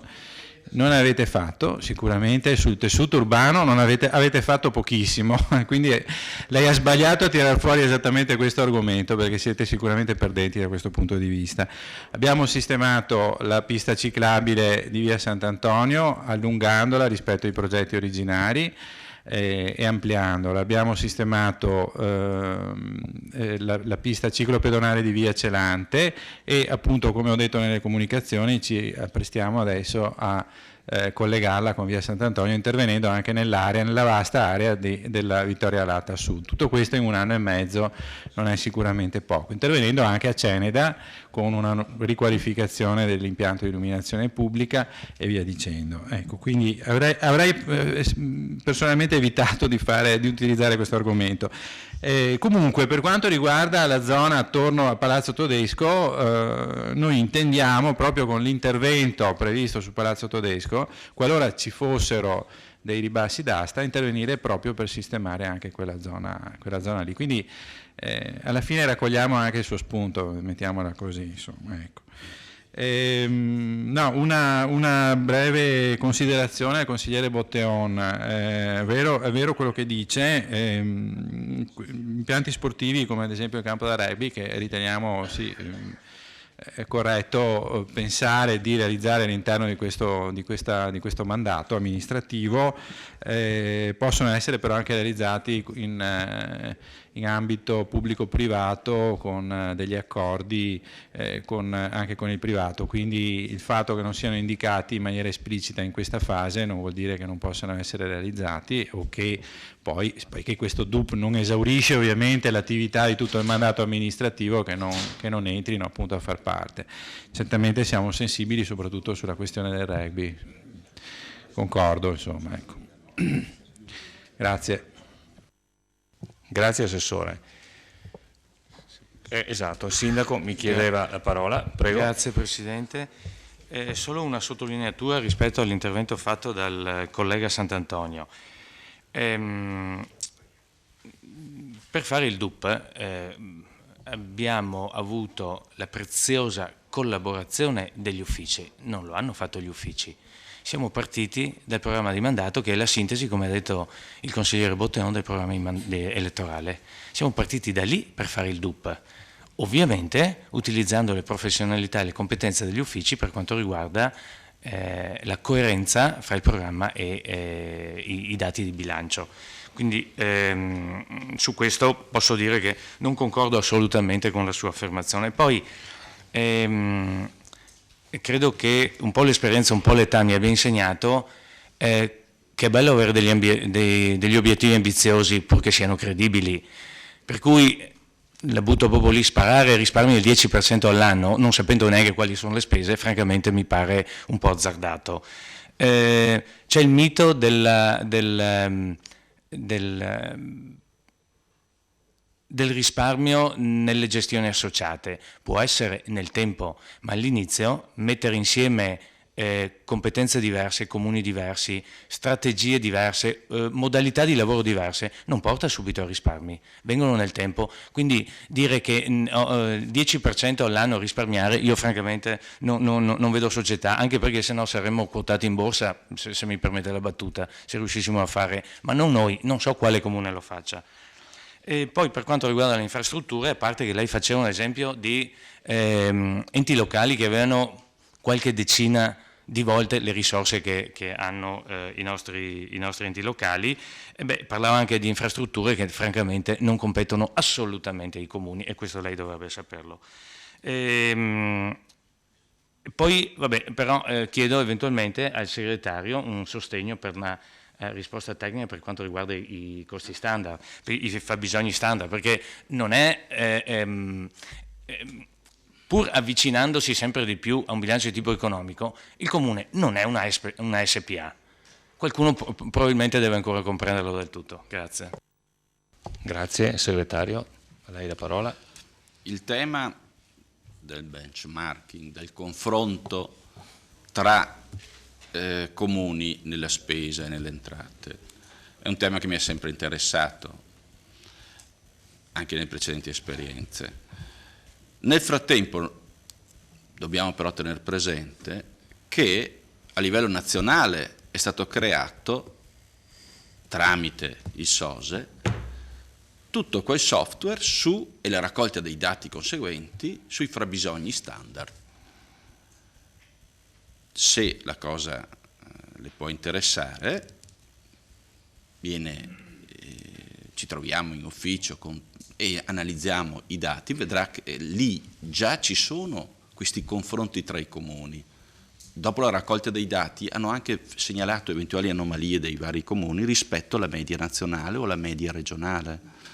Quindi c'è già un lavoro di base fatto dal SOSE, penso sappiate tutti che tipo di società sia il SOSE, è una società al 100%, una società pubblica che si occupa, tra l'altro presieduta da un noto professionista veneto, Brunello, e con validissimi collaboratori anche della nostra zona, che ha fatto tutta una serie di elaborazioni usando l'esperienza che avevano fatto in precedenza per le imprese su incarico del Ministero ex Ministero del Tesoro, ora MEF, Ministero dell'Economia e Finanze. Ci sono dei dati interessanti e se lei vuole possiamo vederli, analizzarli. Sono in rete, però nel singolo comune ha un accesso specifico e quindi ha la possibilità di vedere elaborazioni o dati particolari. Sì, proprio in termini strettamente tecnici. Grazie della preziosa precisazione. Allora, non ci resta che adesso andare alle dichiarazioni di voto. Io chiederò ancora di essere consigliere Dus perché non ho raccolto esattamente la proposta che ha fatto prima, se è riferita alle singole, a quale delle tre o a tutte e tre. Comunque un attimo, Prego. Io ho fatto la proposta invitando i tre estensori delle osservazioni se intendono riconfermarle, perché se si coglie che su qualche proposta non ha Sì. fondamento, pur essendo condivisibile, Certo, Costa. merito, però come opportunità, come momento non è questo, dice prendo atto perché agli atti rimarrà, agli atti perché è scritto nella delibera rimane la proposta, viste le osservazioni che sono allegate. Dopo uno può dire bene, io la ritiro pur rimanendo agli atti, questo era un invito, se adesso ritengono di fare secondo me, dicono no, insistiamo, basta, amici come prima, passiamo allora alla proposta del capogruppo del consigliere Dus. La sua sollecitazione, Costa, era molto chiara. Siccome io non ho visto espressioni in tal senso, certo, ok. Allora, prima di dare la parola per le dichiarazioni di voto, mi permetto di dare la parola 30 secondi al consigliere Fasan. Prego. Qual è sorpresa, Presidente? Pensavo che sul suggerimento di Giovanni Napoli non mi lasciasse parlare. No. Antiga? No, Antiga, tu non conosci bene Antiga. Allora, il discorso è molto semplice. Prego. Molto brevemente, dai. Brevemente ancora? Vabbè. Volevo dire, mi hai preso la sprovvista perché... No, non so. Guardi, se rinuncia me lo dica. Ma devo pensare a altro, sinceramente. No, volevo dire che se mi fosse concessa la possibilità integrerei le osservazioni e i contributi del DUP, non li toglierei con quello che ho sentito questa sera, pertanto non mi è possibile. No, la questione è molto semplice. Siccome io c'ero quando hanno fatto l'accordo con Savno e discorda da quello che dice il segretario, perché quei soldi andavano spesi per lo spazzamento il verde comunale, e dal momento che voi avete applicato la Tasi, che è una pari tassa per lo spazzamento verde, si presume che i cittadini di Torino pagano due bazzelli, due tasse per lo stesso obiettivo, oppure si può dire che è una tassa occulta. Ecco, allora io dico, quei 668.000 euro, visto che è arrivata la Tasi, potrebbe Savno potrebbe ridurre il costo dei rifiuti urbani. No? Dice di no, vabbè, questo è quello che penso io. È stato chiaro. Allora, veniamo invece alla...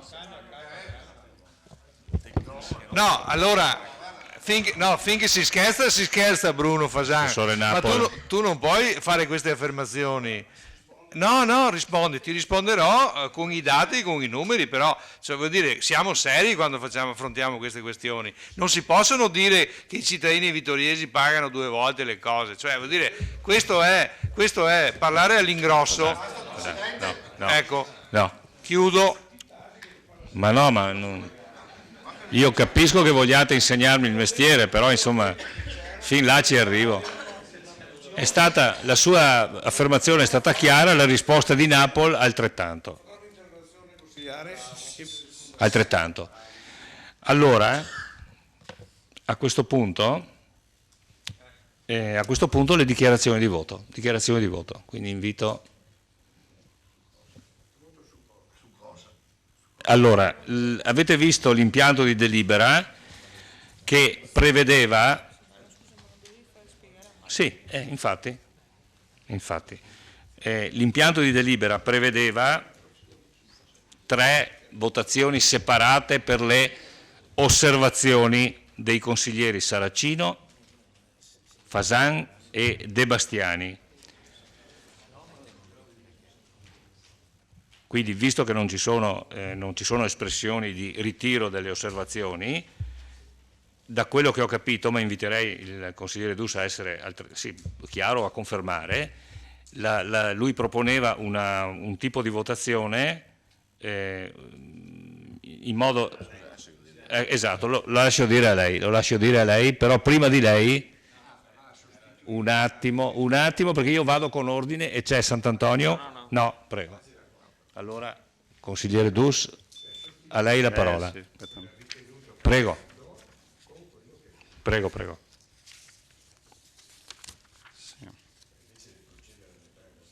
Sì.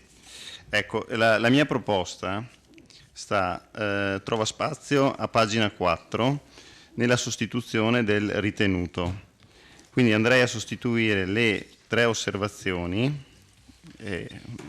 ahimè sono arrivate solo 3 osservazioni scritte, quelle di... Sì, le altre certo. non ci sono. Sì. Quindi da ritenuto prendere atto degli elaborati progettuali, degli elaborati presentati dai consiglieri, Sì. con contestuale invito all'amministrazione di attingere dai documenti stessi ed estrapolare spunti e stimoli traducibili in obiettivi strategici e operativi o programmi o integrativi degli stessi che possano ritenersi condivisibili. Chiaro. Quindi sostituendo le 3 osservazioni. In pratica, senza andare a votare, si coglie solo gli aspetti positivi delle osservazioni, ecco, questo è... Di tutte e 3. Di tutte e 3 facciamo un unicum. Esatto. Esattamente. Con quella formulazione che ho letto. Quindi tecnicamente è fattibile, visto l'impianto della delibera.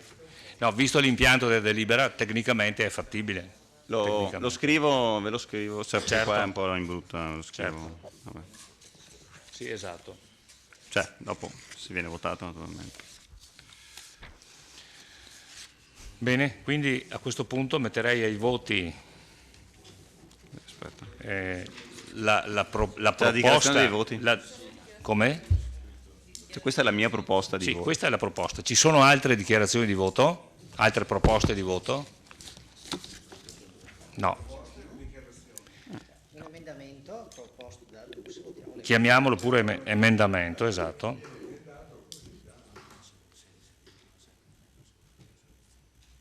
Quindi anche a pagina 5, eventuale, pagina, metà di pagina 5 dove c'è scritto eventuale, anche là bisogna...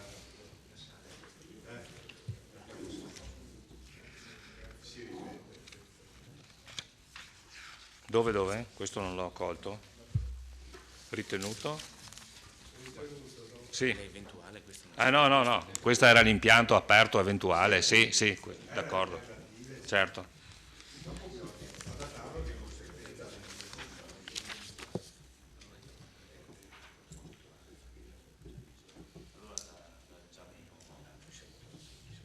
Allora, la proposta è questa, mi sembra che possa essere condivisibile. Allora, esatto, tecnicamente la delibera era appunto... Precisazione. Prego segretario, se c'è un chiarimento tecnico ben venga. Fermo restando che per gli aspetti tecnici le risposte sono già state date, per cui ci riferiamo agli aspetti politici, ok? Delle scelte, va inteso in questi termini, sì. Va bene? Quindi, preso atto delle osservazioni che contengono rilievo, ritenuto eccetera, allora la proposta è prendere atto dell'elaborato dei consiglieri che hanno presentato osservazioni, dei tre consiglieri, esatto, sì, con contestuale invito alla Giunta di attingere... All'amministrazione avevo detto io, ma scusi, glielo leggo io, che l'ho scritto io. Che leggilo così, che io magari... me lo correggo, sì. Prendere atto degli elaborati presentati dai consiglieri, se volete dire aggiungere 3 mi sta bene, con contestuale invito all'amministrazione di attingere dai documenti stessi ed estrapolare spunti e stimoli traducibili in obiettivi strategici e operativi o programmi o integrativi degli stessi che possano ritenersi condivisibili.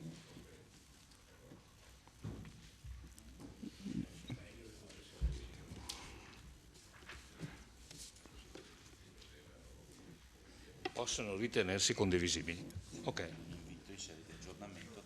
Quindi in sede di aggiornamento è un invito a tenere presente di tutte quelle cose di cui è stato discusso, in gran parte data risposta. Ok, quindi a questo punto io metterei in votazione. La delibera, chiaro, viene conseguentemente adattata a quanto approviamo. Quindi questa è una votazione sulle osservazioni, d'accordo? E poi verrà votata l'approvazione del DUP con le osservazioni, col recepimento di questa. Quindi io a questo punto metterei in votazione, certo, se c'è un'altra dichiarazione di voto su questo emendamento. Sì, consigliere Saracino, prego. Ringrazio Costa per avermi fatto notare che magari le osservazioni non erano del tutto corrette. Comunque ritengo che sia corretto votarle tutte e 3, perché questa è anche una mossa, secondo me, per non andare a votare le osservazioni fatte dal consigliere De Bastiani, che è sempre di maggioranza, quindi io ritengo che vadano votate e che se la maggioranza vorrà o no tener conto delle nostre osservazioni, quelle valide, lo farà lo stesso, a prescindere da questa variazione. Quindi non sono a favore di questo emendamento proposto da DUS. Grazie. Grazie. Ci sono altre dichiarazioni di voto? Se me lo passi, bene. Voterò senz'altro a favore dell'emendamento di DUS, che interpreta correttamente lo spirito del mio lavoro e di tutti noi. Grazie consigliere. Ci sono altre? Non ci sono. Consigliere Costa, prego. Sì, anch'io sono d'accordo, condivido pienamente quanto proposto. Non volevo esprimere giudizi, ripeto, forse non sono stato chiaro o male interpretato, è stato male interpretato il mio pensiero, non volevo esprimere giudizi del merito a quanto ha scritto il consigliere Saracino. Ripeto, volevo solamente rappresentare la inopportunità, tra virgolette, del momento in cui queste cose vanno inserite. Dopo che lui faccia una velato riferimento ad altre cose o a fantasie, questo resta nell'immaginazione di ciascuno di noi. Certo che i giovani, indubbiamente, prendo atto, hanno una fantasia molto fervida. Grazie. Grazie consigliere. A questo punto non ci sono altre dichiarazioni di voto, quindi metto in votazione.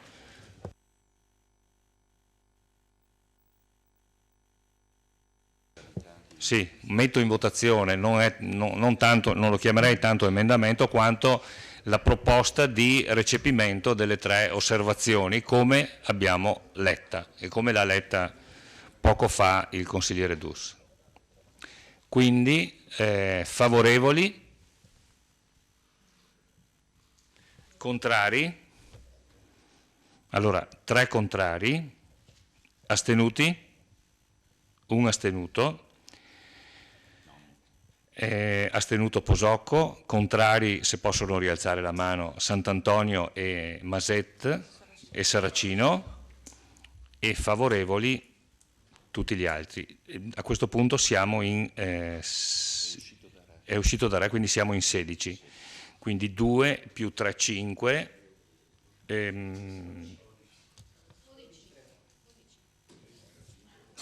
no, 11 favorevoli, 12 favorevoli, 3 contrari, 3 più 1, 4, chiedo scusa, in matematica questa sera 3 più 1, 4 più 12, 16, tornano i conti, grazie. Siamo in 16, accertato è confermata la votazione. A questo punto metto in votazione l'intera delibera con la specificazione conseguente che abbiamo appena votato. Per l'intera delibera, dichiarazioni di voto per l'intera delibera. Consigliere Fasan. Allora, un attimo, Fasan, un attimo solo. Il dubbio che tu non puoi impedire a Saracino di non votare il suo emendamento. Lui ha fatto la sua proposta. Tu non puoi impedire di votare la sua. Mi spiego? Secondo me sai qual è la mossa? Tu li metti ai voti con questa dizione, punto, specificamente. Lui ha detto la stessa cosa, no?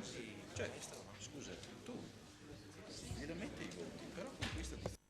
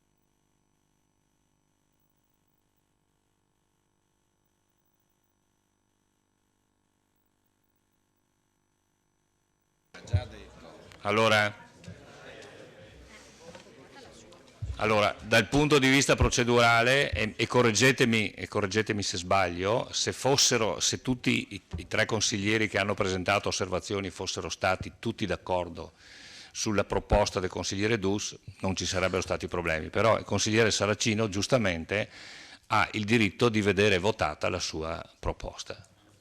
Quindi a questo punto, sì. Esatto. Sì, sì. Allora, metto ai voti quindi, l'accoglimento delle osservazioni del consigliere Saracino, ok? Favorevoli?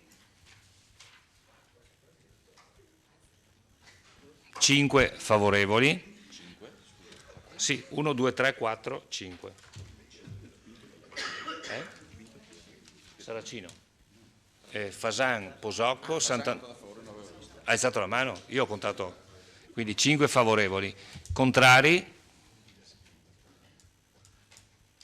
astenuti, nessuno astenuto, quindi 5, era assente De Bastiani, quindi 15, 10 contrari e 5 favorevoli, nessuno astenuto. Gli scrutatori confermano? Sì. Sì.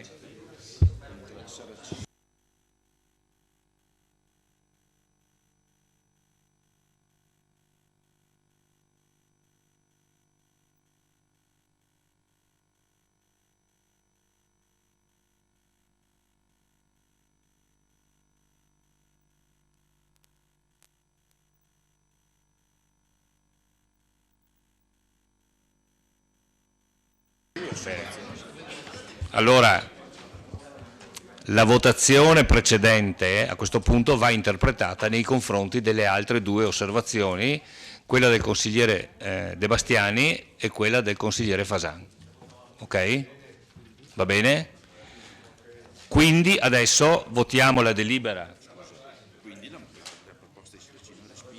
la proposta di Saracino è respinta, le altre due proposte sono accolte con quella specificazione. A questo punto metto in votazione l'intero impianto di delibera con le indicazioni che sono emerse dalle due votazioni appena fatte e quindi voti favorevoli.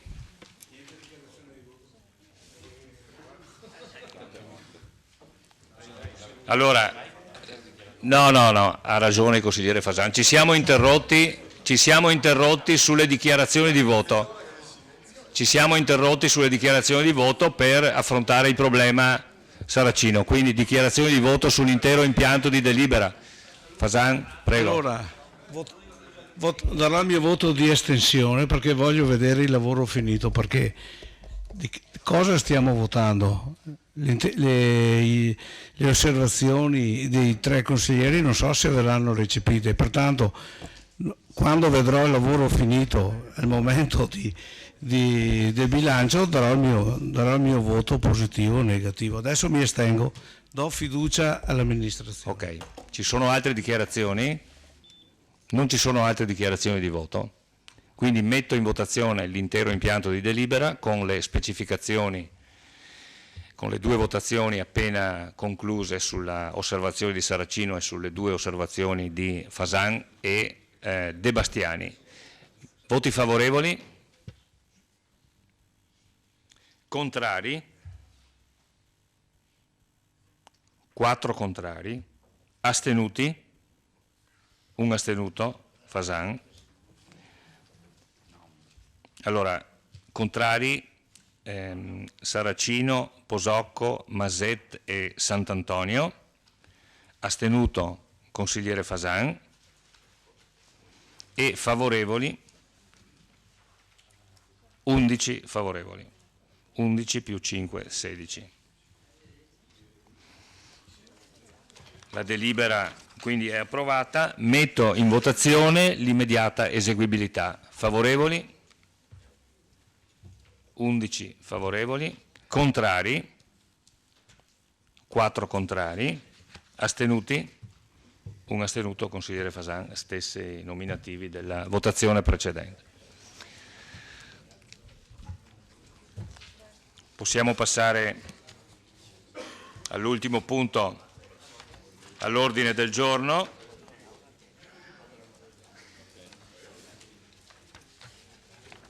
Perché non la trovo?